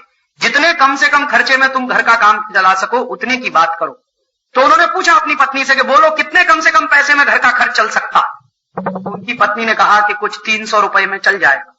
तो उन्होंने कहा ठीक है, 275 रुपया कल से मैं दूंगा, और कोशिश करो कि 25 रुपए की भी कटौती हो जाए किसी तरह से। ऐसा प्रधानमंत्री था इस देश का, जिसको हमने खोया 1965 की शांति वार्ता। एक तो जमीन खोई इस देश की, दूसरा ऐसा प्रधानमंत्री खोया। इतनी भयंकर गलतियां हुई इस देश में। और फिर 1972 में एक गलती हो गई। क्या गलती हो गई? मुझे ऐसा लगता है कि या तो श्रीमती इंदिरा गांधी को बांग्लादेश युद्ध में पैर फंसाना नहीं चाहिए, उनका आंतरिक मामला था, वो सुलझा लेते, और अगर पैर फंसाया तो पूरी इज्जत के साथ बाहर आना चाहिए था। जानते हैं क्या हुआ था? भारतीय सैनिक गए, पाकिस्तानी सैनिकों को सरेंडर करवाया। 90,000 पाकिस्तानी सैनिकों ने सरेंडर किया भारतीय सेना के सामने, और वो सब हमारे प्रिजनर थे। लेकिन उन सबको छोड़ दिया गया, सबके सब छोड़ दिए। और उन्हीं में से बहुत सारे सैनिक हैं जो आज आईएसआई के एजेंट बनकर हमारे देश की नाक में दम किए थे। इतनी भयंकर गलती हुई थी 1972। तो ये गलतियां हर बार होती रही हैं इस देश में, और इसलिए मैंने थोड़ी देर पहले आपसे कहा कि कल कहीं फिर से कोई परदेशी आक्रमण हुआ इस देश के ऊपर, तो हमारी अपनी सुरक्षा व्यवस्था क्या है, हमारी सुरक्षा की नीति क्या है। और ऐसी परिस्थिति में जब सीटीबीटी को मैं देखता हूं तो मुझे लगता है कि यह बहुत ही खतरनाक कदम है जो भारत सरकार उठाने जा रही है। इसलिए सारे देश के लोगों को पूरी ताकत लगाकर इसका विरोध करना चाहिए, और यह विरोध 2 स्तर पर होना चाहिए। एक स्तर पर तो हम भारत सरकार पर दबाव बनाएंगे कि आप ये मत करो, और दूसरे स्तर पर अमेरिका को यह पता चलना चाहिए कि भारत के लोग अमेरिका समर्थक नहीं हैं। क्योंकि जिस अमेरिका ने हमको परेशान किया पिछले 5-6 महीने में, और जिस अमेरिका ने हमारे देश के नेताओं को इतना मजबूर कर दिया है कि वो सरेंडर करने की स्थिति में आ गए हैं, उस अमेरिका को पूरी ताकत के साथ सबक सिखाना भी बहुत जरूरी है। अमेरिका की स्थिति इस तरह के गुंडे की है जो पहले हाथ पकड़ता है, फिर बाहों तक पकड़ लेता है, फिर गर्दन पकड़ लेता है, और फिर गर्दन दबा भी देता है। अमेरिका दोस्त नहीं हुआ किसी का, जापान का नहीं हुआ तो हमारा क्या हुआ? तो इस अमेरिका के साथ दोस्ती बहुत महंगी पड़ेगी हम। और मुझे ऐसा लगता है कि अमेरिका को सबक सिखाना बहुत जरूरी है। क्यों सबक सिखाना जरूरी है? तर्क बिल्कुल सीधा है। अमेरिकी सरकार ने भारत पर आर्थिक पाबंदी इसलिए लगाई कि हमारे वैज्ञानिकों ने 5 आणविक परीक्षण किए। तो मेरा यह मानना है कि अगर हमने सिर्फ 5 आणविक परीक्षण किए और अमेरिका ने हमारे ऊपर आर्थिक पाबंदी लगाई, तो अमेरिका ने तो अब तक 1047 आणविक परीक्षण किए हैं। तो अमेरिका पे पाबंदी क्यों नहीं होनी चाहिए? अगर अमेरिकी सरकार सिर्फ इसलिए भारत पर पाबंदी लगा सकती है कि हमने 5 आणविक परीक्षण किए, तो भारत में भी अमेरिका के खिलाफ पाबंदी होनी चाहिए, क्योंकि अमेरिका ने 1047 आणविक परीक्षण किए, हमने सिर्फ 5 किए, उन्होंने 1047 किए।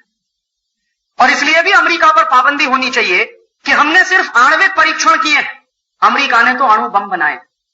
और कितने अणु बम है अमेरिका के पास? 20,000। और इसलिए भी अमेरिका पे आर्थिक पाबंदी होनी ही चाहिए कि हमने तो सिर्फ आणविक परीक्षण किए, अमेरिका ने तो अणु बम भी गिराए। 6 अगस्त 1945 को हिरोशिमा पे गिराया, और 9 अगस्त 1945 को नागासाकी पे गिराया। जापान के ऊपर 2 आणविक बम गिराए थे अमेरिका ने, और दोनों आणविक बम में लाखों जापानी मर गए। उसके बाद अमेरिका ने बम गिराने का अभियान बंद नहीं किया। जापान के ऊपर बम गिरा के लाखों जापानियों को मारा।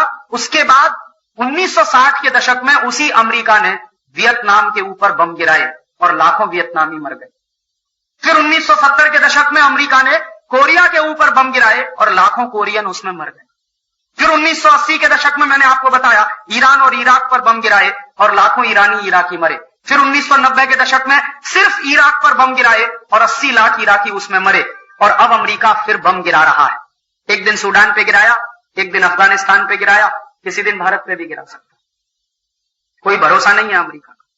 इसलिए मेरी मान्यता यह है कि अगर अमेरिकी सरकार पाबंदी लगा सकती है भारत पर आर्थिक रूप से, तो क्यों नहीं भारत सरकार कानून बनाए और अमेरिका पर आर्थिक पाबंदी लगाए अपने देश में। तो आप पूछेंगे इससे क्या होगा? अमेरिका को 2 मिनट में हम सीधा कर देंगे। अमेरिका की जो सबसे कमजोर नस है उसका नाम है डॉलर। अगर अमेरिका में डॉलर जाना बंद हो जाए तो अमेरिका 2 मिनट में सीधा हो जाए। अमेरिका में एक ही व्यक्ति की एक ही चीज की पूजा होती है, वो है डॉलर। बाकी अमेरिका में किसी से कोई मतलब नहीं है। जिस दिन अमेरिकी सरकार को डॉलर का नुकसान होना शुरू हो जाएगा भारत के कारण, उसी दिन अमेरिकी सरकार 2 मिनट में सरेंडर कर देगी। अमेरिका कागजी शेर है, कोई बहुत दम नहीं है अमेरिका। चीन वाले अमेरिका से हमेशा सरेंडर करवा लेते हैं, सिर्फ डॉलर के धमकी पर। चीन की सरकार कैसे सरेंडर करवाती है अमेरिका से? चीन की सरकार ऐसे सरेंडर करवाती है अमेरिका से कि चीन से जो डॉलर अमेरिका जाता है उसको बंद कर देते, पाबंदी लगा देते हैं उसको। तो जब चीन से डॉलर जाना अमेरिका में बंद हो जाता, 2 मिनट में अमेरिकी राष्ट्रपति सीधा हो जाता और चीन में दौड़कर जाता है समझौता कर। अभी आपको मालूम है बिल क्लिंटन गया था चीन थोड़े दिन पहले, 1000 लोगों को लेके गया था, ऐसे जैसे दूल्हे की बारात जाती। तो 1000 लोगों को लेकर अमेरिका चीन में क्या करने गया था बिल क्लिंटन? क्यों गया था? इसलिए गया था कि चीन की सरकार ने एक कानून बना दिया है अभी कुछ दिन पहले। जानते हैं क्या कानून बना? अमेरिका की कोई भी कंपनी चीन में आएगी, पूंजी निवेश करेगी, वहां तक तो ठीक है, लेकिन वही अमेरिका की कंपनी चीन से पूंजी ले जाएगी, उस पर पाबंदी। तो वो कहते हैं ले आओ पैसा, लगा दो हमारे देश में, लेके जाने की अनुमति नहीं। तो अमेरिका ढीला हो गया। दूसरा कानून क्या बना दिया है चीन की सरकार ने कि अगर अमेरिका की कोई कंपनी मुनाफा कमाएगी और चीन से अमेरिका ले जाने की कोशिश करेगी, तो उसके लिए कानून यह है, मान लीजिए कोई अमेरिकी कंपनी ने $1 अरब का मुनाफा कमाया चीन में और वो $1 अरब का मुनाफा ले जाना चाहते हैं अपने देश में, तो कानून ये बना दिया है कि पहले आप चीन का $1 अरब का माल अमेरिका में बेच कर आइए, उससे $1 अरब कमा कर लाइए, फिर चीन से $1 अरब अमेरिका में ले जाइए।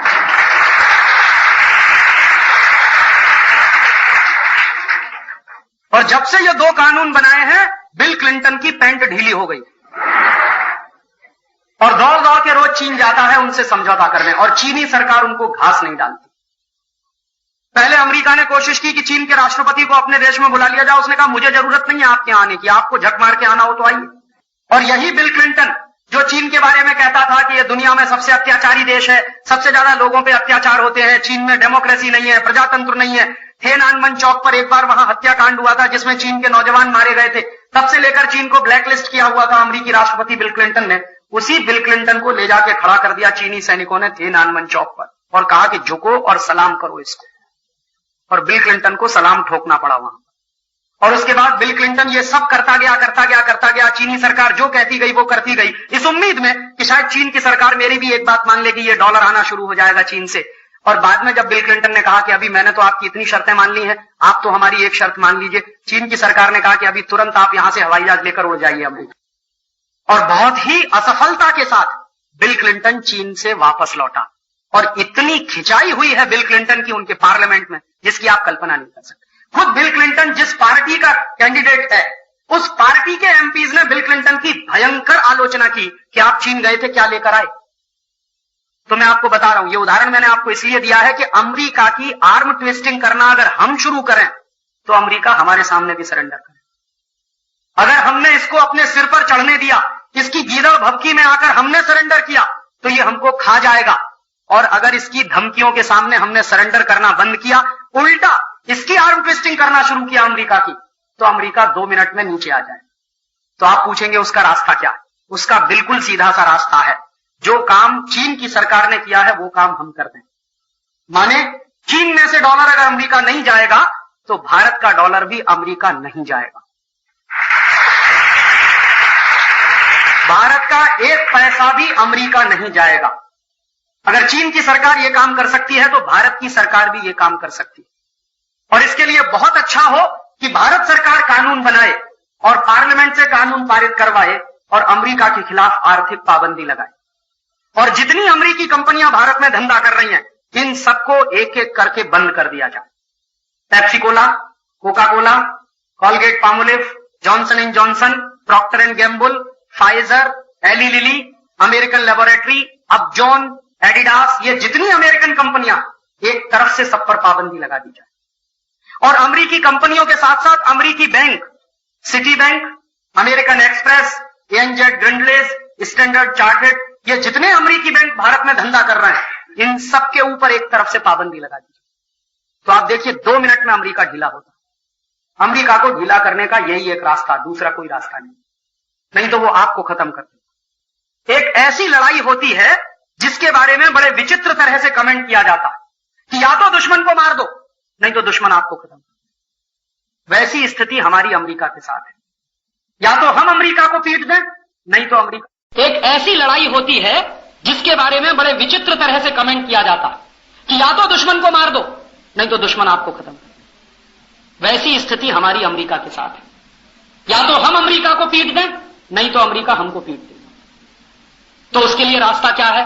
रास्ता मैंने बताया बिल्कुल सीधा सीधा सा है कि अमेरिका जाने वाला पैसा यहां से रोकना पड़ेगा। एक पैसा भी भारत से अमेरिका जाए ये देश के हित में नहीं है। और आज अमेरिका हमारा दुश्मन है, दोस्त नहीं। दुश्मन के हाथ एक पैसा भी अपने गांव का जाए तो ये देश के साथ गद्दारी है, देश के साथ द्रोह है। तो ये करना बंद करें। तो भारत की सरकार अगर करे तो बहुत अच्छा है, लेकिन मुझे नहीं लगता कि ये सरकार कुछ करेगी, क्योंकि 5 महीने से तो मैं इंतजार कर रहा हूं। जब से अमेरिका ने आर्थिक पाबंदी लगाई है, मैं एक एक दिन गिन रहा हूं कब भारत की सरकार अमेरिका पे आर्थिक पाबंदी लगाती। और मैंने ये बात मई के महीने में ही प्रधानमंत्री तक पहुंचाई है। ऐसा नहीं है कि आप कहेंगे राजीव भाई आप कभी मिले थे। मई के महीने में ही इन सारी बातों को बहुत ही डिटेल तरीके से ड्राफ्ट बनाकर मैंने प्राइम मिनिस्टर और फाइनेंस मिनिस्टर तक पहुंचा दिया कि आप ऐसे ऐसे पाबंदी लगाइए अमेरिकी कंपनियों पर, अमेरिकी बैंकों पर, भारत का इतना भला हो जाएगा। और मैंने तो उसमें ये कैलकुलेशंस दिए हैं कि अगर अमेरिका ने आर्थिक पाबंदी लगाई हमारे ऊपर और वहां से $2 अरब आना बंद हो गया भारत में, $200 करोड़ आना बंद हो गया भारत में, तो अगर हम अमेरिका के सिटी बैंक पर पाबंदी लगा दें, पेप्सी कोला पर पाबंदी लगा दें, कोका कोला पर पाबंदी लगा दें, उनकी दूसरी थॉमसन नाम की कंपनी पर लगा दें, एलजी नाम की कंपनी पर लगा दें, तमाम अमेरिकी कंपनियां हैं जिन पर हम पाबंदी लगा दें, तो देश का तो कुछ खास नुकसान नहीं होने वाला, लेकिन हजारों करोड़ रुपया हर साल अमेरिका जाने से बच जाएगा। वहां से सिर्फ $200 करोड़ नहीं आएगा और यहां से हजारों करोड़ नहीं जाएगा। लेकिन अभी तक तो सरकार ने सुना नहीं। और मुझे अफसोस है, एक बहुत ही गंभीर अफसोस है मुझे। आप पूछेंगे क्या? इस सरकार में 3 ऐसे मंत्री हैं जिन्होंने एक जमाने में कोका कोला को भारत से भगाया था 1977 में। 1977 में श्री मोरारजी भाई देसाई प्रधानमंत्री बने और उस सरकार में श्री अटल बिहारी वाजपेयी विदेश मंत्री बने और उसी सरकार में जॉर्ज फर्नांडीज उद्योग मंत्री बने और उसी सरकार में लाल कृष्ण आडवाणी सूचना और प्रसारण मंत्री बने। और 1977 की उस सरकार ने 24 घंटे में अमेरिकी कंपनी कोका कोला को भारत से भगा दिया। सिर्फ 24 घंटे लगे थे और कोका कोला को नोटिस दिया गया था कि या तो 24 घंटे में आप भारत छोड़ोगे, नहीं तो हम आपकी सारी संपत्ति जब्त करेंगे। और कोका कोला भाग गया। यहां कुछ दम नहीं है इन परदेशी कंपनी, एक झटके में कोका कोला भाग गया। और कोका कोला भागा, उसके पीछे आईबीएम भागा, एक अमेरिकी कंपनी जिसका नाम है इंटरनेशनल बिजनेस मशीन, कंप्यूटर बनाती है, वो भागी यहां से। फिर आईबीएम के पीछे पीछे आईसीएल भागा, इंटरनेशनल कंप्यूटर्स लिमिटेड, ये भी अमेरिका की कंपनी। तो कोका कोला भागा, आईबीएम भागा, आईसीएल भागा और एक एक करके सब अमेरिकी कंपनियां भागने वाली थी, लेकिन वो सरकार गिर गई। तो इसलिए वो काम अधूरा छूट गया। तो मुझे ऐसा लगता था कि जिन सरकारों ने कोका कोला को भगाया, जिन मंत्रियों ने कोका कोला को भगाया, जब वो दोबारा से मंत्री बन जाएंगे इस देश में तो 24 घंटे में कोका कोला को भगाएंगे, पेप्सी कोला को भगाएंगे। लेकिन 5 महीना हो गया है इंतजार करते करते, ना तो कोका कोला को भगाया ना पेप्सी कोला को भगाया। तकलीफ मुझको ये है कि जो श्री अटल बिहारी वाजपेयी विदेश मंत्री थे आज प्रधानमंत्री, जो जॉर्ज फर्नांडीज पहले उद्योग मंत्री थे आज रक्षा मंत्री, जो लाल कृष्ण आडवाणी पहले सूचना और प्रसारण मंत्री थे आज गृह मंत्री हैं। माने तीनों का ही प्रमोशन हुआ है और तीनों की ही ताकत पहले से ज्यादा। अटल जी तो सीधे प्रधानमंत्री है ना, और जॉर्ज फर्नांडीज तो रक्षा मंत्री है ना, और लाल कृष्ण आडवाणी तो गृह मंत्री हैं। ये तीनों ही मंत्रालय 1, 2, 3 नंबर के हैं। प्रधानमंत्री होता है, फिर गृह मंत्री होता है, फिर रक्षा मंत्री होता है, फिर वित्त मंत्री होता है। तो 1, 2, 3 पोजीशन पर तीनों वो लोग हैं जिन्होंने कोका कोला भगाया। और आज उन्हीं के जमाने में गांव गांव में सबसे ज्यादा कोका कोला बिक रहा है। सबसे ज्यादा अफसोस की बात है इस देश में। इससे क्या नतीजा निकालना चाहते हैं? मैं एक ही नतीजा निकालना चाहता हूं कि सत्ता के अंदर जाकर चरित्रहीनता कैसे पनपती है, उसका यह सबसे बड़ा उदाहरण देखने को मिलता है। सत्ता के अंदर जाकर सिद्धांतों को कैसे फेंक दिया जाता है, सत्ता के अंदर जाकर आदर्शों को कैसे बलि चढ़ा दिया जाता है, उसका यह सबसे नंगा उदाहरण है इस देश में। तो मुझे तो उम्मीद नहीं है कि ये सरकार करेगी। तो फिर आप पूछेंगे किससे उम्मीद है? मुझे आप लोगों से उम्मीद है। मुझे इस देश के लोगों पर भरोसा है। सरकारें बिक सकती हैं, नेता बिक सकते हैं, पार्टियां बिक सकती हैं, सत्ता और कुर्सी के लिए वो गंदे से गंदा समझौता कर सकते हैं। अब ये देश में बिल्कुल खुला हो गया। कोई पार्टी समझौता करने में किसी से पीछे नहीं और कोई पार्टी कीचड़ और दलदल में गिरने में किसी से पीछे नहीं। हर पार्टी ने रिकॉर्ड कायम किया है कि तू ज्यादा गिरा कि मैं ज्यादा गिरा। और अब इस देश में मैं मानता नहीं कि कोई भी पार्टी राष्ट्रवादी है। हर पार्टी कुर्सीवादी है, सत्तावादी है, स्वार्थवादी। राष्ट्रवादी तो कोई है नहीं इस देश में। अगर ये राष्ट्रवादी होते तो तनख्वाहें बढ़ाते, पगारें बढ़ाते 3-3 गुनी। इस साल तो इनको ये सिद्ध करना चाहिए था कि हमारा राष्ट्रवाद इतना प्रखर है कि हम हिंदुस्तान में 2-3 साल पगार नहीं लेंगे। कोई नेता भूखा नहीं मरता, कभी मरा भी नहीं है इस देश में। इस देश में 40 करोड़ लोग गरीबी की रेखा के नीचे हैं। इस साल गरीबी और तेजी से बढ़ रही है, महंगाई तेजी से बढ़ रही है, भुखमरी तेजी से बढ़ रही है। भारत के कारखाने बंद हो गए हैं। 2,62,000 कारखाने इस देश के बंद हो गए हैं। 8 करोड़ मजदूर इस देश के बेरोजगार हो गए हैं। पिछले 8 साल से जो उदारीकरण की नीतियां भारत में चल रही हैं, उन उदारीकरण की नीतियों का ये नुकसान हुआ है पूरे के पूरे देश को। तो मुझे ऐसा लगता था कि भारत के राष्ट्रवादी नेता कम से कम इतना तो करेंगे कि पगार नहीं लेंगे इस साल, क्योंकि मैंने सुना है और मुझे मालूम है कि पाकिस्तान के नेता इस समय पगार नहीं ले रहे। पाकिस्तान का प्रधानमंत्री नवाज शरीफ बिना पगार के काम कर रहा, बिना वेतन के काम कर रहा। पाकिस्तान का राष्ट्रपति बिना वेतन के काम कर रहा। पाकिस्तान के जितने मंत्री हैं, जितने खासदार हैं, बिना वेतन के काम कर रहे हैं। क्यों? अमेरिका ने जब से आर्थिक पाबंदी लगाई है, पाकिस्तान की आर्थिक हालत थोड़ी खराब हो गई है। तो पाकिस्तानी सरकारों ने अपने तमाम खर्चे कट कर दिए और सारे के सारे खर्चे कट किए हैं। पहले प्रधानमंत्री ने पगार लेना बंद किया, राष्ट्रपति ने बंद किया, तभी खासदारों ने बंद कर दिया। मुझे ऐसा लगता था कि पाकिस्तान के नेता अगर इतने राष्ट्रवादी हैं तो भारत के नेता तो इससे कई गुना ज्यादा राष्ट्रवादी। लेकिन हमारे नेताओं ने तो सिद्ध ये किया कि उन्होंने पगारें 3 गुनी बढ़ाई। इनके राष्ट्रवाद का सबसे बड़ा पाखंड है ये। इससे ज्यादा पाखंड कुछ हो नहीं सकता इस देश में राष्ट्रवाद के नाम पर। इसलिए मैं कहता हूं कि कोई पार्टी राष्ट्रवादी नहीं है, सब सत्तावादी, कुर्सीवादी, स्वार्थवादी। इसलिए अब इन पार्टियों पर भरोसा करना छोड़ दीजिए, क्योंकि पार्टियों पर भरोसा करते करते ही इतना बड़ा सत्यानाश हमने झेला है इस देश में। नेताओं पर भरोसा करना छोड़िए। ये नेता कब क्या पलटी खाएंगे? जिंदगी भर जिन सिद्धांतों का विरोध करते रहे श्री अटल बिहारी वाजपेयी, अभी उन्हीं सिद्धांतों पर सरेंडर करने जा रहे। ये कैसे मैं स्वीकार करूं इस बात को? जितने भाषण मैंने अटल बिहारी वाजपेयी के सुने हैं, हर भाषण में यही वो कहते थे कि राष्ट्र की संप्रभुता से कोई समझौता नहीं होता।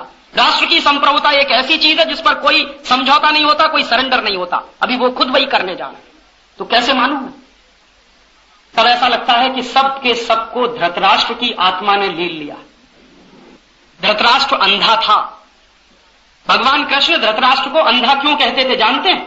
वो इसलिए अंधा नहीं कहते थे कि तुम्हारी आंखें नहीं है, ये तो सच था कि उसकी आंखें नहीं थी। वो अंधा इसलिए कहते थे कि सत्ता मोह में, पुत्र मोह में वो अंधा था और सत्ता हाथ से न चली जाए इसके लिए धृतराष्ट्र कुछ भी करने को तैयार था।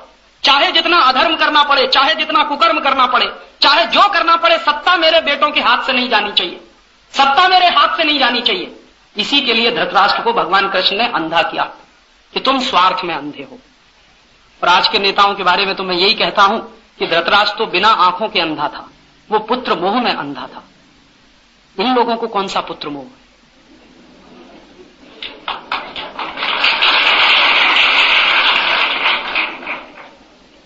पूछिए ना श्री अटल बिहारी वाजपेयी से, आपको कौन सा पुत्र मोह?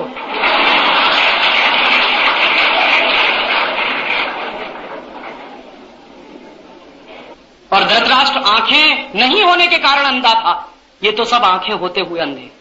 इसलिए अब इन पर भरोसा करना छोड़िए, पार्टियों पर भरोसा करना छोड़िए, अभी तो अपने ऊपर भरोसा करिए।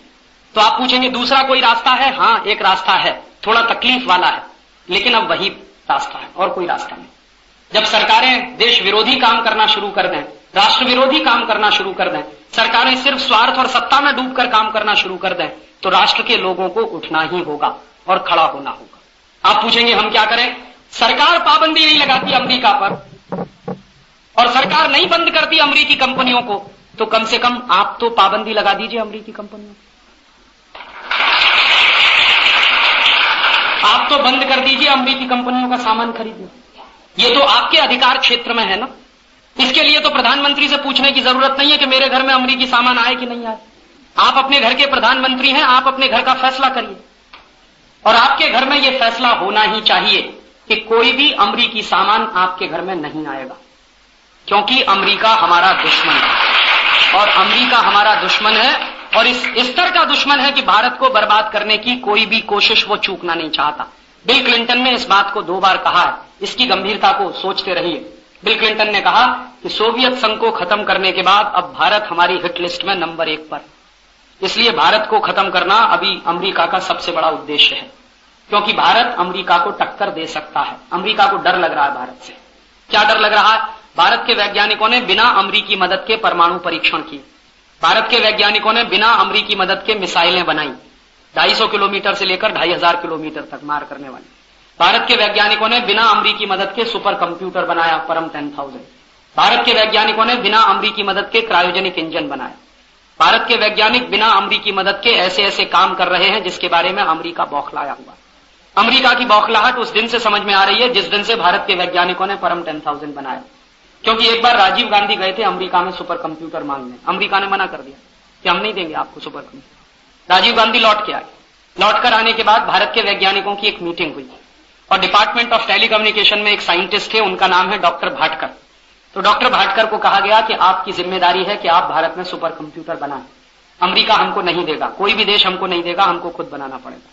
तो डॉक्टर भाटकर को कुछ और वैज्ञानिक दिए गए और पूरी टीम ने सीडेक नाम की एक संस्था बनाई, रात दिन काम करना शुरू किया और काम करते करते पहला सुपर कंप्यूटर बनाया परम, बिना किसी परदेशी मदद के। दूसरा सुपर कंप्यूटर बनाया परम 8000, तीसरा सुपर कंप्यूटर बनाया परम 8600, चौथा सुपर कंप्यूटर बनाया परम 9000 और अभी 5वां सुपर कंप्यूटर बना दिया है परम 10,000, जो पूरी दुनिया में किसी के पास नहीं है।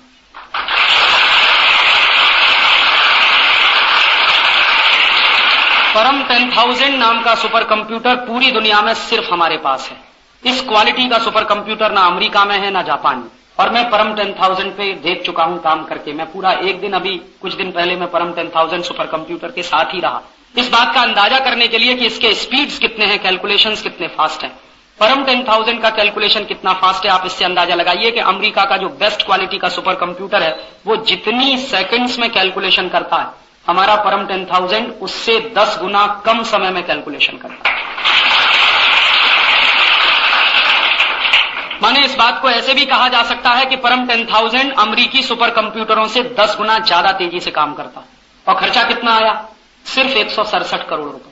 अमेरिका में इस लेवल का सुपर कंप्यूटर बनाने में अरबों डॉलर खर्च होता, बिलियंस ऑफ डॉलर खर्च होता। भारत के वैज्ञानिकों ने एक एक पाई बचाते हुए, कष्ट में रहते हुए, कष्ट में जीवन बिताते हुए सिर्फ 167 करोड़ रुपए में एक सुपर कंप्यूटर बना दिया, जिससे हम कुछ भी बना सकते हैं। यह सुपर कंप्यूटर इस क्वालिटी का सुपर कंप्यूटर है कि इससे हम हमारे रॉकेट की डिजाइन कर सकते हैं, इससे हम हमारे एटम बम की टेक्नोलॉजी का एक्सपेरिमेंट करना हो तो वो कर सकते हैं। इस कंप्यूटर की मदद से हम हिंदुस्तान की किसी भी स्तर की हवा से हवा में मार करने वाली, जमीन से हवा में मार करने वाली, पानी से हवा में मार करने वाली किसी भी मिसाइल का डिजाइन बना सकते हैं। कोई भी बम वर्षक विमान का डिजाइन सुपर कंप्यूटर परम 10,000 पे बना सकते हैं। कुछ भी बात हमें पता करनी हो, माने आप जान लीजिए कि वो सारी दुनिया की सूचनाएं हमको दे सकता है घर बैठे। हमको पता करना हो कि हिंदुस्तान के किस गांव में कितना सोना है जमीन के नीचे, वो बता देगा। हमको पता करना हो कि हमारे तेल के कुएं जो है उनमें कितना तेल और बाकी है, वो बता देगा। हिंदुस्तान में कितना कोयला छुपा हुआ है जमीन के नीचे, वो बता देगा। कोई भी एक ऐसी जानकारी नहीं है जो वो हमको ना बता सके। इस क्वालिटी का सुपर कंप्यूटर हमारे पास है और अमेरिका उसी दिन से बौखलाया हुआ। और अमेरिका की बौखलाहट क्या है? उसकी बौखलाहट यह है कि भारत के वैज्ञानिकों ने ये जो परम 10,000 सुपर कंप्यूटर बना लिया, अगर इसी कंप्यूटर को भारत के वैज्ञानिकों ने बेचना शुरू कर दिया अंतर्राष्ट्रीय बाजार में, तो अमेरिका की दुकान बंद हो जाएगी। क्योंकि अमेरिका की जो IBM कंपनी सुपर कंप्यूटर बना रही है उससे कई गुना ज्यादा अच्छा हमारा सुपर कंप्यूटर है, सस्ता भी बहुत है। इसलिए अमेरिका बौखलाया हुआ। और अमेरिका इसलिए भी बौखलाया हुआ है कि बिना उनकी मदद के, बिना किसी विदेशी की मदद के हमने 250 किलोमीटर से मार करने वाली मिसाइल से लेकर 2500 किलोमीटर की मार करने वाली मिसाइल बनाई। डॉक्टर APJ अब्दुल कलाम जैसे लोगों को सलाम है कि उन्होंने भारत में इस क्वालिटी की टेक्नोलॉजी दी है कि हम मिसाइल बनाने में आत्मनिर्भर हो सकते हैं। बहुत वर्षों के बाद मैं मानता हूं कि एक सही आदमी को भारत रत्न मिला इस देश में, नहीं तो ऐसे ऐसे फालतू के लोगों को भारत रत्न दिए गए हैं इस देश में जिसकी हम कल्पना नहीं कर सकते। और डॉक्टर APJ अब्दुल कलाम ने एक पुस्तक अभी लिखी है, उसका विमोचन हुआ है। उन्होंने कहा है कि हम किसी भी देश पर निर्भर रहकर तरक्की नहीं कर पाएंगे, हमको स्वावलंबी रास्ते पर ही जाना होगा, हमको स्वदेशी के रास्ते पर ही जाना होगा। यही रास्ता है और कोई दूसरा रास्ता नहीं। तो ये जो हमने काम किए हैं पिछले कुछ वर्षों में, इनसे अमेरिका बौखलाया है।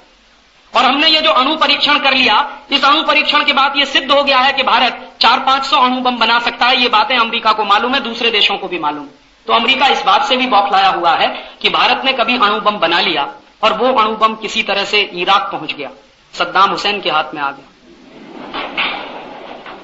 तो अमेरिका की तो ऐसी की तैसी हो जाए। और सद्दाम हुसैन कई बार ये बात बोल चुका है कि मुझको अगर एक एटम बम मिल जाए तो न्यूयॉर्क पे गिराऊंगा। और सद्दाम हुसैन कितना इंटेलिजेंट आदमी है, उसका भी एक इंटरव्यू मैंने पढ़ा था कुछ दिन पहले। उससे यह पूछा गया कि एटम बम आपको कहां से मिलेगा? उसने कहा मुझे उम्मीद है कि भारत से मिल जाएगा। क्यों मिल जाएगा? तो उसने कहा कि भारत के साथ मेरे रिश्ते बहुत अच्छे। क्यों? पिछले 50 साल से हमको तेल दे रहा है, बहुत सस्ते दाम पर दे रहा है। सबसे सस्ता पेट्रोल हमको इराक से ही मिलता है, सबसे सस्ता डीजल हमको इराक से मिलता है, सबसे सस्ते पेट्रोलियम प्रोडक्ट हमको इराक से मिलते हैं। जब से इराक पर पाबंदी लगी है तब से तेल आना बंद है वहां से, नहीं तो हमेशा इराक से हमारे रिश्ते बहुत अच्छे रहे। और इराक की जो सभ्यता रही है, मेसोपोटामियन कल्चर कहते हैं उसको, हमारी भारतीय संस्कृति के करीब करीब साथ विकसित हुई। तो हमारे तो बहुत पुराने रिश्ते हैं इराक के साथ, आज के नहीं, 5000 साल पुराने रिश्ते हैं। हमारा व्यापार तो उनसे बहुत पहले से चलता रहा। तो इसलिए वो कहता है कि मुझे मिल जाए। तो फिर क्या करेगा? तो उसने कहा कि मैं गिराऊंगा न्यूयॉर्क। तो रिपोर्टर ने पूछा मान लो नहीं गिरा पाए तो? अमेरिकी सैनिकों ने पता कर लिया, पहले से उनकी एजेंसियों ने पता कर लिया, उनके CIA के एजेंटों ने पता कर लिया, तो आप क्या करेंगे? तो उसने कहा फिर मैं ऐसा करूंगा कि उसी एटम बम को ले जाके गिरा दूंगा नॉर्थ पोल पे। नॉर्थ पोल एक ऐसी जगह है जहां बर्फ ही बर्फ जमी है, वहां कोई आदमी नहीं है, बर्फ के पहाड़ हैं, बड़े बड़े बर्फ के पहाड़। तो एक एटम बम अगर उसने नॉर्थ पोल पे गिराया तो नॉर्थ पोल की बर्फ पिघलना शुरू हो जाएगी। और अगर नॉर्थ पोल की सब बर्फ पिघल गई तो अमेरिका पानी में ही डूब जाएगा।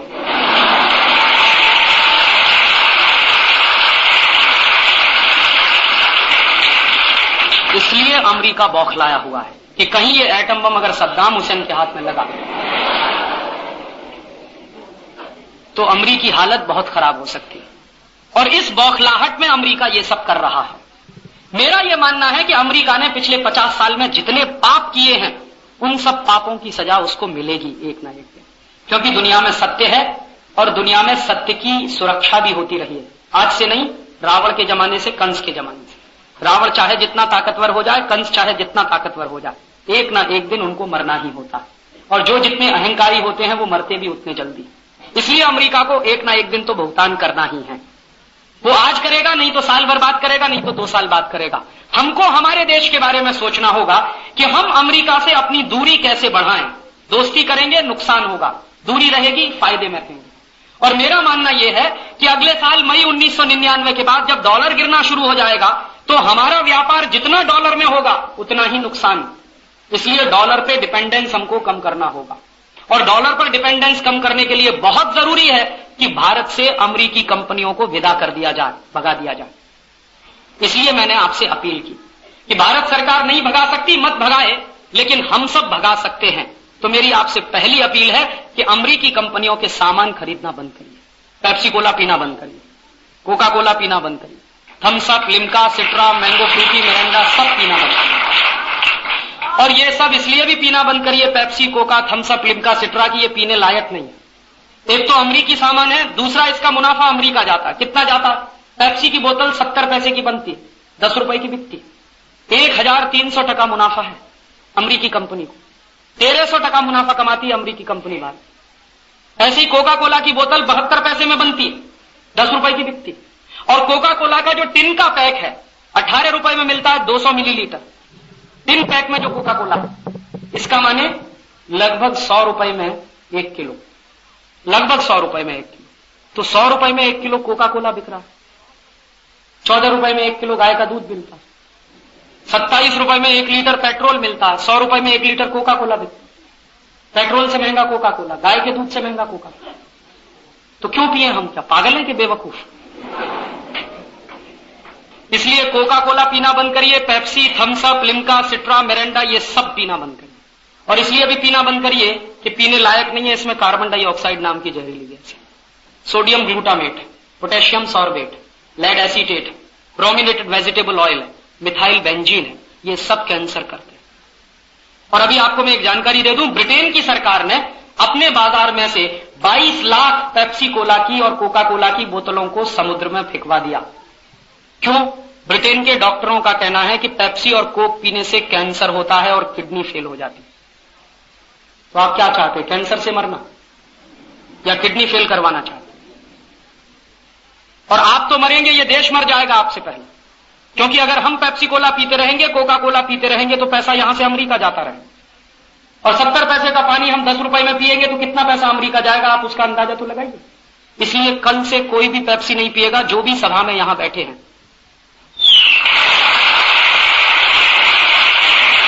और कल से कोई भी कोका कोला भी नहीं पिएगा। और इसलिए भी नहीं पिएंगे Pepsi, Coca Cola, Thums Up, Limca कि हमारे देश के 2 लाख गांवों में पीने का पानी नहीं, करोड़ों लोगों को पीने का पानी नहीं मिलता। जिस देश के करोड़ों लोगों को पीने का पानी नहीं मिलता, उस देश में अगर कोई पेप्सी और कोका कोला पीते हुए मैं देखता हूं तो मेरा खून जलता। और मुझे लगता है कि यह सबसे बड़ा राष्ट्रद्रोही है जो पेप्सी और कोक पी रहा है। एक तो अपना पैसा देश के बाहर भेज रहा है, इस देश के लाखों करोड़ों लोगों को पीने का पानी नहीं मिल रहा, देश का पैसा तो जा ही रहा है, खुद भी बर्बाद हो रहा है। इसलिए आप पिएंगे नहीं और किसी को पिलाएंगे नहीं। और अगले 3 महीने के बाद मुझे ये खबर मिलनी चाहिए कि पुसद गांव में पेप्सी और कोका कोला की सब दुकानें बंद हो चुकी हैं, क्योंकि माल बिकना बंद है।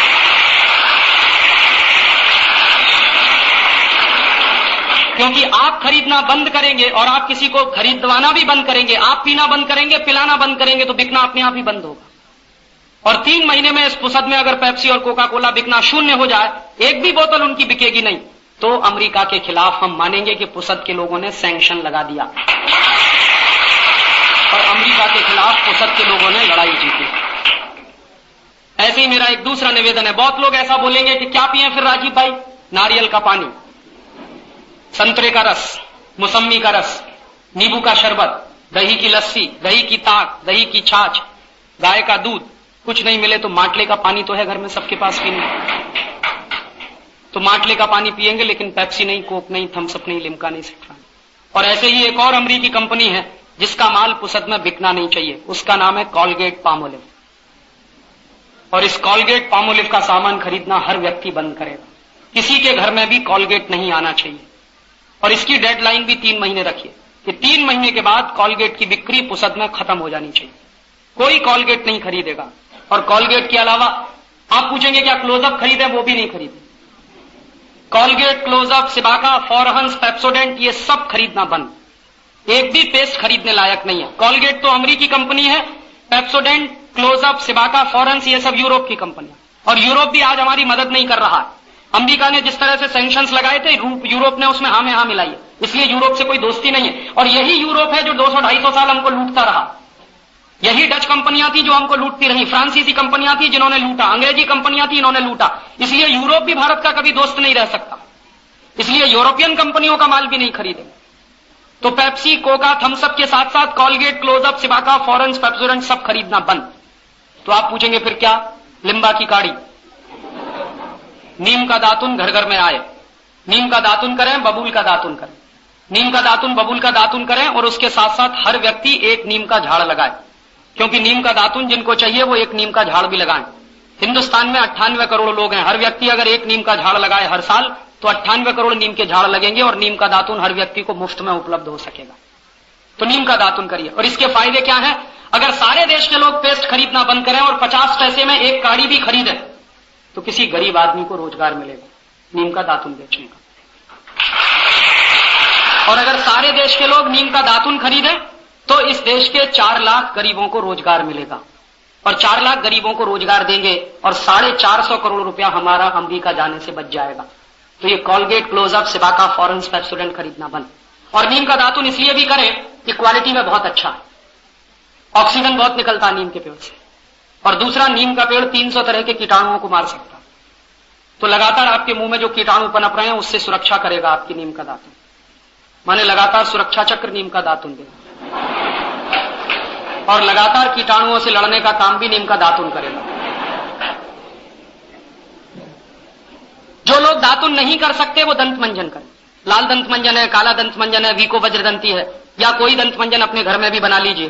त्रिफला चूर्ण खरीद लाइए बाजार से, बाजार में त्रिफला चूर्ण मिलता है, और त्रिफला चूर्ण में थोड़ा मीठ मिलाइए, नमक मिलाइए, दंत मंजन बनता है। दंत मंजन से दांत साफ करें। 2 फायदे हैं, एक तो उंगली का इस्तेमाल आप करेंगे, और उंगली का इस्तेमाल जब करेंगे तो उंगली में एक मेरिडियन पॉइंट है, दाहिने हाथ की पहली उंगली में। एक्यूप्रेशर का विज्ञान बताता है दाहिने हाथ की पहली उंगली में मेरिडियन पॉइंट है, और ये मेरिडियन पॉइंट है लार्ज इंटेस्टाइन का, बड़ी आंत का। तो जितनी देर उंगली से दांत साफ करते हैं उतनी देर ये पॉइंट प्रेस होता है और आपकी बड़ी आंत की मालिश होती है। इसलिए दांत साफ करिए हमेशा उंगली से। ब्रश आप अपने मुंह में रगड़ते हैं, उस ब्रश को कल यहां करिएगा, फिर परसों भी करिए, फिर तीसरे दिन करिए, फिर चौथे दिन करिए, फिर 5वें दिन करिए, तो 6वें दिन यहां से खून निकले। सिर्फ 6 दिन में टूथब्रश हाथ पर से खून निकाल देता है। उसी टूथब्रश को आप सालों साल मुंह में क्यों कर रहे हैं? आपको मालूम है दांत हैं, दांतों के ऊपर मसूड़े भी हैं जिनको सुरक्षित रखना बहुत जरूरी। इसलिए कभी भी ब्रश मत करिए। दुनिया में जो देश बहुत गर्म देश होते हैं वहां पर लोगों के मसूड़े बहुत सॉफ्ट होते हैं। हमारे गम्स बहुत सॉफ्ट हैं, इसलिए सॉफ्ट गम्स वाले किसी भी आदमी को ब्रश नहीं करना चाहिए। जिन देशों में सर्दी पड़ती है, अमेरिका, कनाडा, जर्मनी, फ्रांस जैसे देशों में, वहां ब्रश कर सकते हैं क्योंकि वहां के गम्स बहुत हार्ड होते हैं। इसलिए ब्रश करना बंद करिए और पेस्ट और ब्रश बंद करें। नीम का दातुन, बबूल का दातुन या वीको वज्रदंती, लाल दंत मंजन, काला दंत मंजन, ढेर तरह के दंत मंजन है, आप अपने घर में भी बना सकते हैं। ऐसे ही एक और अमेरिकी कंपनी का सामान कभी नहीं खरीदेंगे, जॉनसन एंड जॉनसन, उसका साबुन बिकता। प्रॉक्टर एंड गैम्बल, उसका साबुन बिकता, ये भी अमेरिकी कंपनी। Reckitt and Colman, Johnson and Johnson, Procter and Gamble, ये तीनों अमेरिकी कंपनियां हैं। एक भी कंपनी का माल यहां नहीं खरीदा जाएगा और 3 महीने की उसकी भी डेडलाइन तय कर लीजिए कि जॉनसन एंड जॉनसन का, प्रॉक्टर एंड गैम्बल का, रैकेट एंड कोलमैन का सारा माल पुसद में बिकना बंद, और उसकी जगह दूसरी भी कुछ परदेशी कंपनियां हैं उनका भी खरीदना बंद करिए, जैसे हिंदुस्तान लीवर। और हिंदुस्तान लीवर के साबुन कुछ बिकते हैं जैसे Lux, Lifebuoy, Liril, Rexona, Pears, Camay, और पामोलिव, कॉलगेट पामोलिव का, जॉनसन एंड जॉनसन का किड्स नाम का एक साबुन आता है। ये सब परदेशी कंपनियों के साबुन खरीदना बंद। तो आप पूछेंगे क्या खरीदें? स्वदेशी साबुन खरीदिए। निरमा है, चंद्रिका है, मैसूर संदल है, मार्गो है, नीम है, मेडिमिक्स है, ये सब स्वदेशी साबुन है। पुसद में खादी ग्रामोद्योग की दुकान अगर कहीं हो तो वहां से साबुन ले आइए, सब स्वदेशी साबुन वहां पर, और उनको कहिए कि ज्यादा से ज्यादा स्वदेशी साबुन लाकर वो बेचना शुरू करें, तो एक पैसा भी देश का बाहर नहीं जाना चाहिए। और आप चाहें तो साबुन से भी अच्छा तरीका है नहाने के लिए, चने का आटा, दूध की मलाई, हर एक के घर में मौजूद है, और चने के आटे में दूध की मलाई मिलाइए, उससे नहाइए। दूसरा तरीका है मुल्तानी मिट्टी, हर गांव में मिलती है, ले आइए, पानी में भिगोइए, उससे नहाइए। तीसरा तरीका है मसूर की दाल, मसूर की दाल को पिसवाइए किसी भी घंटी में, उसका आटा बनेगा, उसमें कच्चा दूध मिलाइए, फिर उससे नहाइए। सब बेस्ट क्वालिटी चीज। और साबुन कम से कम लगाइए, क्योंकि साबुन लगाने के लिए नहीं है। ये साबुन जो आप रगड़ते हैं अपने शरीर पर, इसमें कास्टिक सोडा है, और कास्टिक सोडा का बनाया हुआ कोई भी साबुन जब आप शरीर पर लगाते हैं तो रफनेस आ जाती है। साबुन से नहाइए, 10 मिनट के बाद नाखून से लाइन खींचिए, सफेद रंग की लाइन खींचिए। इसलिए कोई भी साबुन मत लगाइए। जाड़े के दिनों में साबुन से नहाएंगे चेहरा सफेद सफेद हो जाए, इसलिए साबुन से मत नहाइए। चने के आटे से नहाइए, दूध की मलाई से नहाइए, मुल्तानी मिट्टी से नहाइए, और हमारे यहाँ मसूर की दाल का आटा है उससे नहाइए। ये सब नहाने के बेस्ट क्वालिटी प्रिपरेशंस हैं। भाइयों से मेरा निवेदन है कि कभी भी पामोलिव की शेविंग क्रीम ना खरीदें, ओल्ड स्पाइस की शेविंग क्रीम कभी ना खरीदें। दोनों अमेरिकी कंपनियां, पामोलिव, ओल्ड स्पाइस, और इनकी शेविंग क्रीम के अलावा कभी भी आफ्टर शेव लोशन ना खरीदें। तो आप पूछेंगे फिर कौन सी शेविंग क्रीम खरीदे? मेरा सुझाव माने तो बिना शेविंग क्रीम के भी शेव बनती है, और आप बना सकते हैं। कैसे बनती है? जब शेविंग क्रीम नहीं होती थी तो कैसे शेव बनाते थे? अभी तो मुश्किल से 15-20 साल से शेविंग क्रीम आई है। तो शेविंग क्रीम के बिना शेव कैसे बनाएं? पानी गर्म करें, अपने चेहरे को भिगाएं, फिर कच्चा दूध ले लें अपने हाथ में, 4-5 बूंद कच्चा दूध अपने चेहरे पर लगाएं, उसके बाद रेजर चलाएं, एकदम चिकनी दाढ़ी बनेगी, बहुत स्मूथ शेप बनेगी। और 3 फायदे होंगे आपके। सबसे पहला फायदा, ब्लेड आपका 2 गुना चलेगा। अगर आप कच्चा दूध लगा के शेप बना रहे हैं तो 2 गुना ब्लेड चलेगा। दूसरा फायदा, कच्चा दूध लगाकर आप शेप बना रहे हैं तो आपको आफ्टर शेव लोशन लगाने की जरूरत ही नहीं है। और तीसरा बड़ा फायदा, कच्चा दूध लगाकर शेप बना रहे हैं तो कच्चा दूध चेहरे की सफाई करता। कच्चा दूध बहुत अच्छा क्लीनिंग एजेंट है, तो रोज अगर आप चेहरे पे लगाएंगे आपके चेहरे की सफाई होगी, चेहरे की सफाई होगी, चेहरे में चमक आ जाएगी, और बिना पैसे में स्मार्ट हो जाएंगे आप सब। मेरा स्वार्थ क्या है? पामोलिव बिकना बंद, ओल्ड स्पाइस बिकना बंद, कोई भी शेविंग क्रीम परदेशी कंपनी की नहीं बिकेगी। ऐसे ही आपसे निवेदन है कि इनके साबुन शेविंग क्रीम खरीदना बंद करें, इनके पाउडर भी खरीदना बंद करें, प्रॉक्टर एंड गैम्बुल का एरियल आता है वो खरीदना बंद करें, हिंदुस्तान लीवर का सर्फ आता है, रिन आता है, व्हील आता है, वो खरीदना बंद करें। इन सब परदेशी कंपनियों के कपड़ा धोने के साबुन भी न खरीदें। खादी ग्रामोद्योग की दुकानों पर कपड़ा धोने का साबुन भी मिलता है। आप चाहे तो निरमा ले सकते हैं, हिपोलिन ले सकते हैं, टी सीरीज ले सकते हैं, फेना ले सकते हैं, ये सब स्वदेशी हैं, उनका इस्तेमाल करें। इसी तरह से बाटा का जूता ना पहने, बीएससी, एडिडास ये सब ना पहने। एडिडास तो अमेरिकी कंपनी है, बाटा तो कनाडा कंपनी। इनका पैसा देश के बाहर जाएगा। और ये जूता अगर आप पहनना बंद करेंगे तो कौन सा जूता पहने? आपके गांव का मोची जो जूता बनाता है उसको पहने, आपके गांव का मोची जो चप्पल बनाता है उसको पहने। तो क्या होगा? आपका पैसा आपके गांव के एक गरीब भाई के पास जाएगा। और मैंने एक दिन हिसाब लगाया, पूरा कैलकुलेशन किया कि पूरे देश के लोग बाटा, एडिडास, प्यूमा, बटरफ्लाई ये सब परदेशी कंपनियों के जूते खरीदना बंद कर दें और हर व्यक्ति गांव के मोची से ही जूता पहने तो 60 लाख लोगों को रोजगार मिलता है जूता बेचने का। तो ये रोजगार देने का काम हम कर सकते हैं। ऐसे ही आपसे एक और निवेदन है कि आपके घर में ऐसे ढेर सारे दूसरे सामान आते हैं, उनको भी खरीदना बंद करें। अक्सर लोग मुझसे ये कहते हैं कि राजीव भाई हमको याद नहीं रहता स्वदेशी क्या है, परदेशी क्या है, क्या खरीदें क्या न खरीदें। उसके लिए यहाँ के लोगों ने एक यादी छापी है, एक पैम्पलेट छापा है, शायद आप सबको मिला होगा, नहीं मिला होगा तो लेके जाइएगा।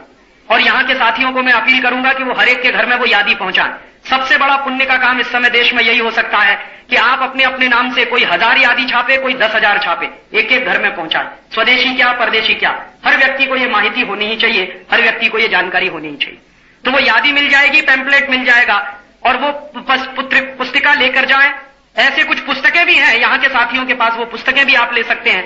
कभी भी कोई ये ना कहे कि हमको पता नहीं है विदेशी सामान क्या है, स्वदेशी क्या। गलती से भी घर में विदेशी सामान ना आए।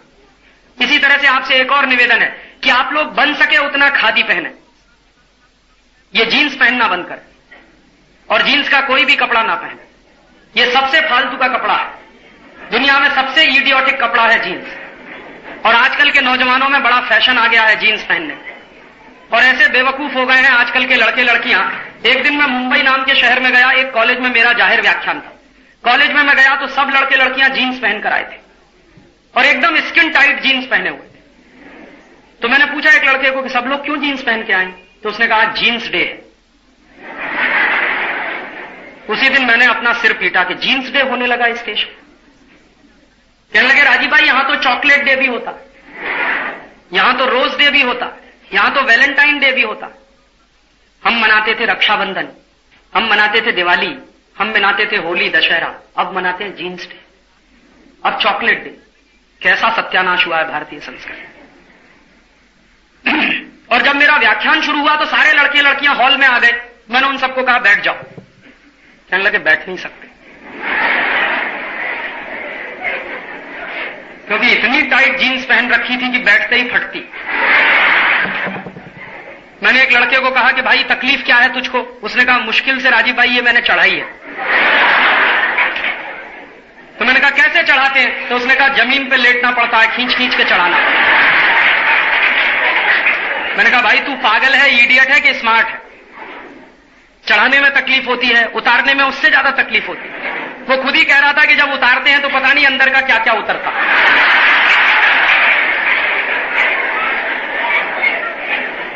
चढ़ाने में मुश्किल, उतारने में मुश्किल, धोने में मुश्किल, सुखाने में मुश्किल, प्रेस करने में मुश्किल, हर जगह तकलीफ ही तकलीफ है। क्यों पहनते हैं फिर इसको? आप कहेंगे अमेरिका में पहनते हैं, अमेरिका वाले पागल हैं सबके सब। आप बनेंगे पागल? यूरोप के लोग पागल हैं, आप पागल बनना चाहते हैं? और वहां तो इसलिए पहनते हैं कि वहां पे सर्दी बहुत पड़ती है, तो जितना जाड़ा से जाड़ा कपड़ा हो उतना अच्छा है। यहां तो गर्मी बहुत पड़ती है और गर्मी पड़ने वाले देशों में जितना पतला कपड़ा पहने उतना अच्छा। इसलिए बेवकूफी मत करिए, जीन्स वीन्स पहनना बंद। और किसी भी स्कूल कॉलेज में ये जीन्स डे नहीं होगा, वैलेंटाइन डे नहीं होगा, रोज डे नहीं होगा, चॉकलेट डे नहीं होगा। ये भारतीय संस्कृति के ठीक उल्टी बातें हैं, ये सब बंद कराइए और भारतीय संस्कृति के काम करिए, भारतीय संस्कृति के अनुरूप काम करिए। आप लोग फिर पूछेंगे क्या पहने? मेरी बात अगर माने आप तो खादी पहने ज्यादा से ज्यादा। और खादी क्यों पहने? एक बार लोकसभा में एक सवाल पूछवाया था मैंने एक एमपी के माध्यम से। एमपी से मैंने ये कहा, मेरा एक दोस्त है, मैंने कहा कि सरकार से पूछो एक साल में कितनी खादी बिकती है पूरे देश में। तो सरकार के मंत्री ने जवाब दिया 1%, ओनली 1%। पूरे देश में 99% दूसरा कपड़ा बिकता है, खादी 1% बिकती है। लेकिन सरकार के मंत्री ने यह भी कहा कि सिर्फ 1% खादी के बिकने से भी भारत के 15 लाख गरीबों को रोजगार मिलता। तो मैंने एक दिन सोचा, कैलकुलेशन करके देखा जाए कि अगर 1% खादी बिकती है, 1% खादी बिकती है, तो 15 लाख लोगों को रोजगार मिलता है। अगर 100% खादी बिके तो, 100% खादी बिके तो 1500 लाख गरीबों को रोजगार मिलेगा, माने 15 करोड़ गरीबों को रोजगार मिलेगा। और 15 करोड़ गरीबों को अगर रोजगार मिलता है, कोई ऐसा कपड़ा इस देश में बनता है, तो जरूर उसी को पहनिए। अब मुझे समझ में आता है कि महात्मा गांधी क्या कहते थे। गांधी जी कहा करते थे कि अगर इस देश के सब लोग खादी पहने तो भारत में कोई गरीब नहीं रहेगा। तो भारत की गरीबी दूर करनी है तो खादी पहनिए। और खादी में आप क्या क्या कर सकते हैं? साल में आप कुछ जोड़ी कपड़े खादी के पहनिए, कुर्ते पजामे के रूप में। कुछ कपड़े ऐसे भी हैं, जैसे टॉवल है, खादी का ले लीजिए, रूमाल है, खादी के ले लीजिए, पर्दे बनाने हैं आपको, खादी के ले लीजिए, सोफा सेट का कवर बनाना है, खादी का ले लीजिए, बेडशीट चाहिए आपको, खादी का ले लीजिए, ओढ़ने के लिए चाहिए तो खादी का ले लीजिए। माने जितना ज्यादा से ज्यादा खादी की बिक्री बढ़े, उतना ही हिंदुस्तान के लोगों को रोजगार बढ़े। और उसी दिन से मैंने खादी पहनना शुरू किया। तो मैं आपको भी निवेदन करता हूं कि आप भी ज्यादा से ज्यादा खादी पहने। हम ही हमारे देश के लोगों का बनाया हुआ कपड़ा नहीं पहनेंगे तो कोई परदेशी नहीं पहनने वाला। और खादी की बिक्री जितनी बढ़ेगी, कपास का दाम उतना ही मिलेगा किसानों को, क्योंकि ये कपास पैदा करने वाला जो किसान इस देश में है, उसके कपास से ही खादी का कपड़ा बनता है। और खादी का कपड़ा ज्यादा से ज्यादा बिकेगा तो कपास की बिक्री ज्यादा से ज्यादा बढ़ेगी, तो किसान को भी दाम मिलेगा।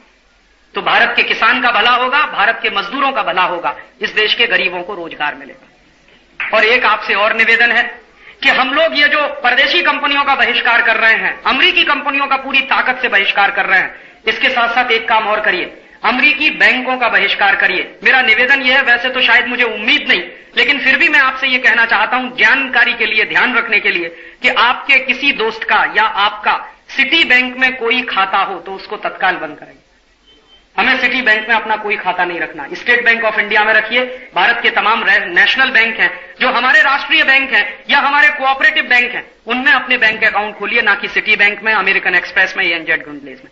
आपका कोई रिश्तेदार बंबई में रहता है, दिल्ली में रहता है, पूना में रहता है, बड़े शहरों में रहता है, वहां पर सिटी बैंक की ब्रांचेज हैं, अमेरिकी बैंकों की ब्रांचेज हैं। उनके पास अगर सिटी बैंक का कार्ड है, उनका अकाउंट अगर सिटी बैंक में है, तो उनको आप लगातार इस बात के लिए प्रमोट करिए, उनको लगातार इस बात को कहिए कि आप अमेरिकी बैंकों से अपने खाते बाहर निकालें, भारत की बैंकों में ही पैसा रखें। हमें अमेरिका से कोई संबंध नहीं रखना। और इसी तरह से एक काम और करें कि अगर हम अमेरिकी कंपनियों का बहिष्कार करते हैं, सामान खरीदना बंद करते हैं, अमेरिकी बैंकों का बहिष्कार करते हैं, हर साल हजारों करोड़ रुपया इस देश का बचता है। इसी तरह से एक काम और करिए, अमेरिकी टीवी चैनलों का भी बहिष्कार करिए। जो सबसे खतरनाक अमेरिकी टीवी चैनल है उसका नाम है स्टार टीवी, और जो दूसरा सबसे खतरनाक अमेरिकी टीवी चैनल है उसका नाम है ESPN। तो ये स्टार टीवी, ESPN का पूरी ताकत से बहिष्कार करिए। और आपको मालूम है, जब आप स्टार टीवी देख रहे होते हैं या स्टार का कोई चैनल देख रहे होते हैं, ESPN देख रहे होते हैं, तो एक साल में भारत के लोगों के खून पसीने की कमाई का 225 करोड़ रुपया अमेरिका चला जाता है। क्योंकि स्टार टीवी पे चैनल है, ESPN भी पे चैनल। आपको ऐसा लगता होगा कि ये मुफ्त में दिखाते हैं, कोई मुफ्त में नहीं दिखाता, सब पैसा यहां से अमेरिका जाता है। और वैसे भी स्टार टीवी पे आता क्या है देखने लायक, सब फालतू की उल्टी सीधी बातें आती, एक एक से घटिया घटिया सीरियल आते हैं। यूरोप में जो बर्बादी हो रही है, वहां जो सेक्स की वल्गैरिटी है, अश्लीलता है, कामुकता है, वही तो सब दिखा रहे। और मेरी बात माने तो ये सब के सब केबल कनेक्शन ही कटवाइए अपने घर से। ये केबल कनेक्शन रखने लायक नहीं। अगर आप चाहते हैं कि आपके घर में शांति रहे, आपके बच्चे अच्छे तरीके से पढ़ें, उनका मानसिक विकास हो, उनका बुद्धि का विकास हो, तो टीवी बंद कराइए अपने। ये टीवी दुनिया की सबसे खतरनाक चीज है। एक तो ये खतरा सबसे बड़ा ये है कि लगातार टीवी के माध्यम से इस देश के बच्चों को बचपन में जवान बनाया जा रहा है। और इस बात की गंभीरता का आपको एहसास तब होगा जब आपके घर में कोई दुर्घटना हो जाएगी, आपकी बेटी के साथ या आपके बेटे के साथ। अभी अगर आपको अंदाजा लगाना हो कि टीवी चैनल देख देख कर बच्चे कैसे जवान हो रहे हैं बचपन में, तो अभी इंडिया टुडे आया, हिंदी वाला और अंग्रेजी वाला भी आया। इंडिया टुडे का अंक पढ़ेंगे आप रो देंगे अंदर से। इस देश में ये शुरू हो गया है, 12-12 साल के बच्चे, 13-13 साल की लड़कियां सेक्सुअल रिलेशंस रखती। दिल्ली के स्कूलों का सर्वे आया है, उसमें दिल्ली के स्कूलों में 70% विद्यार्थी सेक्स के चक्कर में ही फंसे हुए हैं। जो 10वीं में पढ़ते हैं, 11वीं में पढ़ते हैं, 9वीं में पढ़ते हैं। उनके मां बाप भेजते हैं उनको पढ़ने के लिए और वो फंस गए हैं किसी दूसरे चक्कर में। और कई बच्चों के इंटरव्यू आए हैं उसमें, इंडिया टुडे में। मैं तो अंदर से कांप गया कि क्या हो रहा है इस देश में। ये सब मैंने देखा है, अमेरिका में होता है, यूरोप में होता है। अमेरिका में 11 साल की लड़की भी मां बनती है, 10 साल की लड़की भी मां बनती है। अमेरिका में यह साधारण सी बात है कि 12-13 साल की उम्र में लड़की पहली बार मां बन जाए, किसी को वहां आश्चर्य नहीं होता, क्योंकि वही उनकी संस्कृति है। और अमेरिका में आप जाएंगे तो आपको ऐसे ढेरों स्कूल मिलेंगे जहां पर उन लड़कियों को पढ़ाया जाता है जो 11, 12, 13 साल में मां बनती। उन्हीं बच्चियों के लिए अलग से स्पेशल स्कूल है अमेरिका में। उनको सिखाया जाता है कि बच्चे को कैसे पालना चाहिए, उसकी परवरिश कैसे करनी चाहिए, क्योंकि 11 साल की बच्ची खुद बच्ची है, वो बच्चे को कैसे पाले, तो सिखाया जाता है। इसके स्कूल चलते हैं वहां। यूरोप में भी यही है। यूरोप में तो कई देशों में इस समय बहस चल रही है कि मां बनने की सबसे कम उम्र क्या रखी जाए, 12 साल की 11 साल। ये वहां डिबेट है। और ये सब सत्यानाश अमेरिका में और यूरोप में जानते हैं क्यों हुआ है? Free sex. जो फ्री सेक्स और फ्री सेक्स एजुकेशन आया वहां की सोसाइटी में, उसी से सबसे बड़ा सत्यानाश हुआ है। और अब वहां के लोगों को लगता है कि भारतीय संस्कृति बहुत अच्छी है। मेरे बहुत सारे दोस्त अमेरिका में, उनके बेटे बेटियां जवान होने वाले हैं, उनको रात दिन चिंता खाई रहती है कि पता नहीं बेटी का क्या होगा, बेटे का क्या होगा। क्योंकि शादी के पहले वहां पर लड़के लड़कियां प्यूरिटन हो सकें, पवित्र हो सकें, इसकी कल्पना ही कोई नहीं कर सकता। शायद ही कोई ऐसी लड़की आपको अमेरिका में मिले जो शादी के पहले 2-3 बार एबॉर्शन ना करा चुकी हो। हां, इस पे हंसिए मत, गंभीरता है ये। ऐसी लड़की शायद ही आपको मिलेगी अमेरिका में, और यूरोप में तो बहुत ही असंभव है मिलना। और शायद ही ऐसे पति पत्नी मिलेंगे आपको जो एक दूसरे के प्रति वफादार रहते हो। बिल क्लिंटन सबसे बड़ा उदाहरण।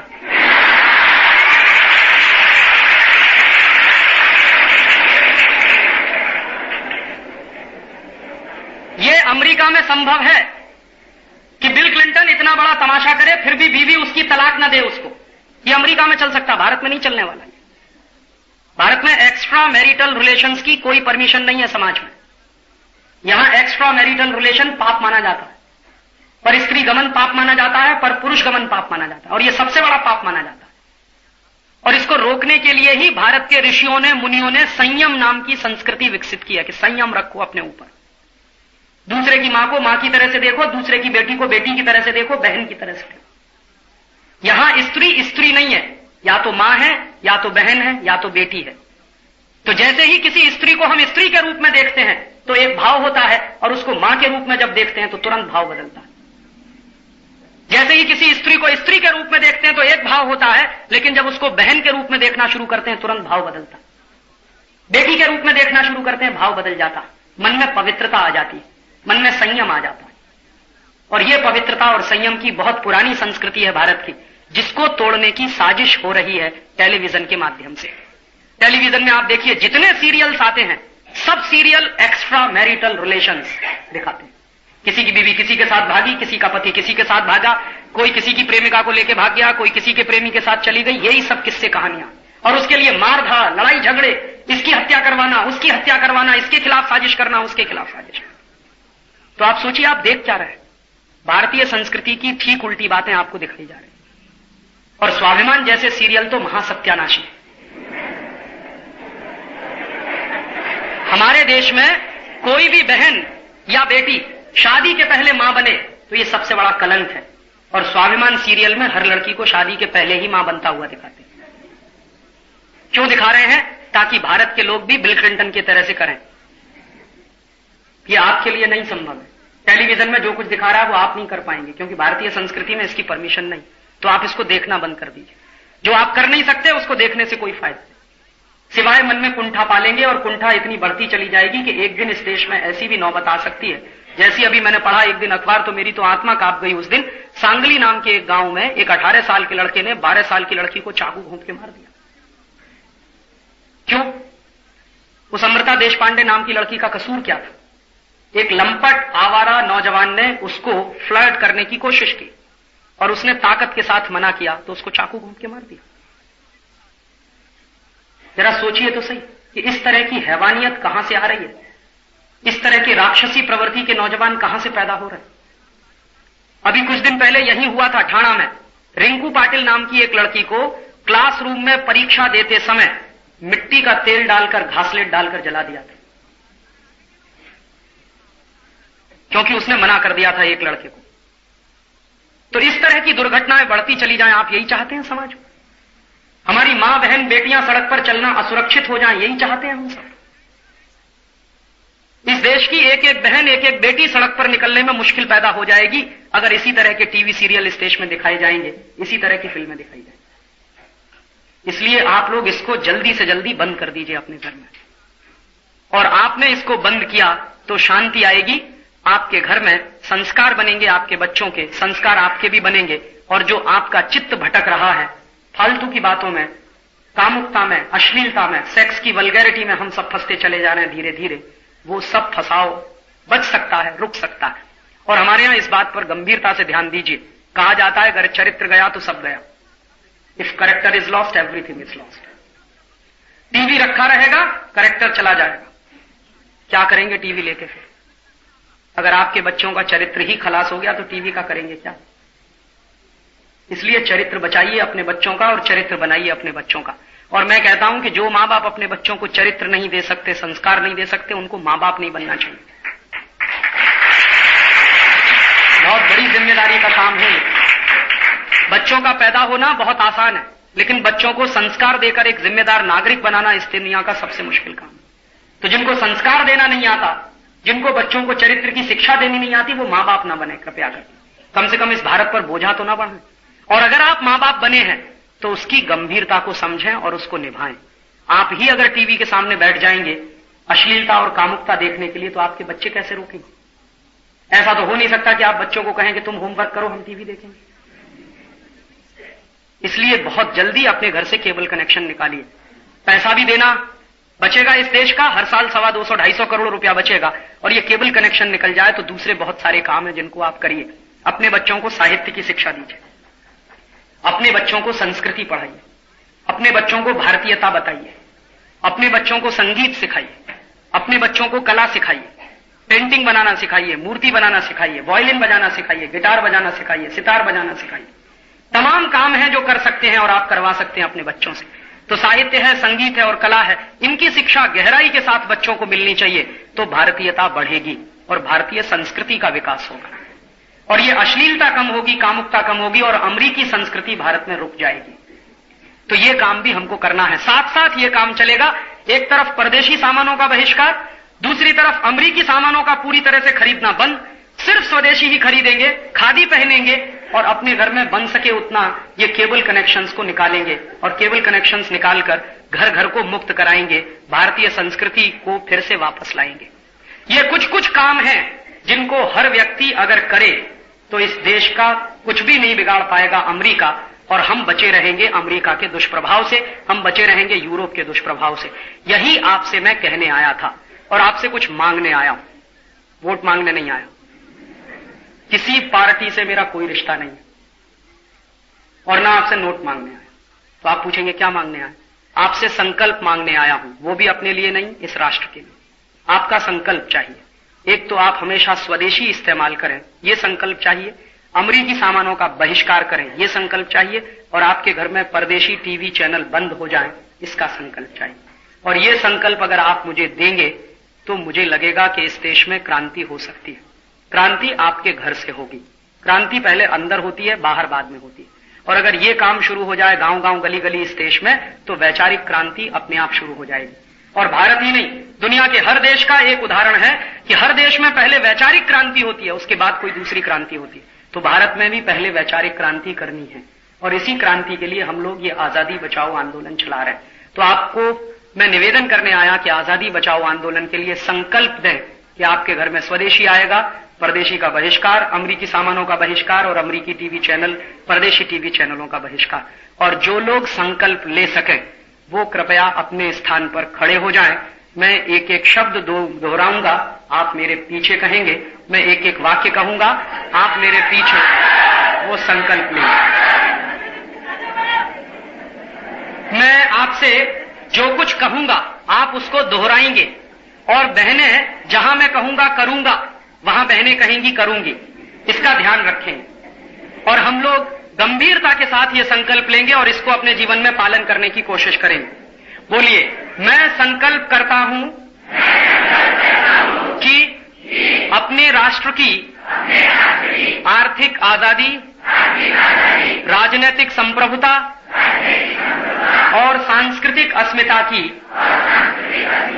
रक्षा करने के लिए अपने जीवन में अधिक से अधिक स्वदेशी सामानों का ही इस्तेमाल करूंगा। अमेरिका जैसे देशों ने मेरे राष्ट्र पर जो पाबंदियां लगाई हैं और भारत का जो अपमान किया है, उसको ध्यान में रखते हुए मैं संकल्प करता हूं कि कभी भी किसी भी अमेरिकी कंपनी का कोई सामान नहीं खरीदूंगा। Pepsi cola, Coca cola, Colgate, Johnson and Johnson, Procter and Gamble आदि अमेरिकी कंपनियों का पूरी ताकत से बहिष्कार करूंगा। अपने राष्ट्र की सांस्कृतिक अस्मिता को बचाने के लिए मैं संकल्प करता हूं कि परदेशी टीवी चैनल और सिनेमा का यथाशक्ति बहिष्कार करूंगा। बहुत आभार।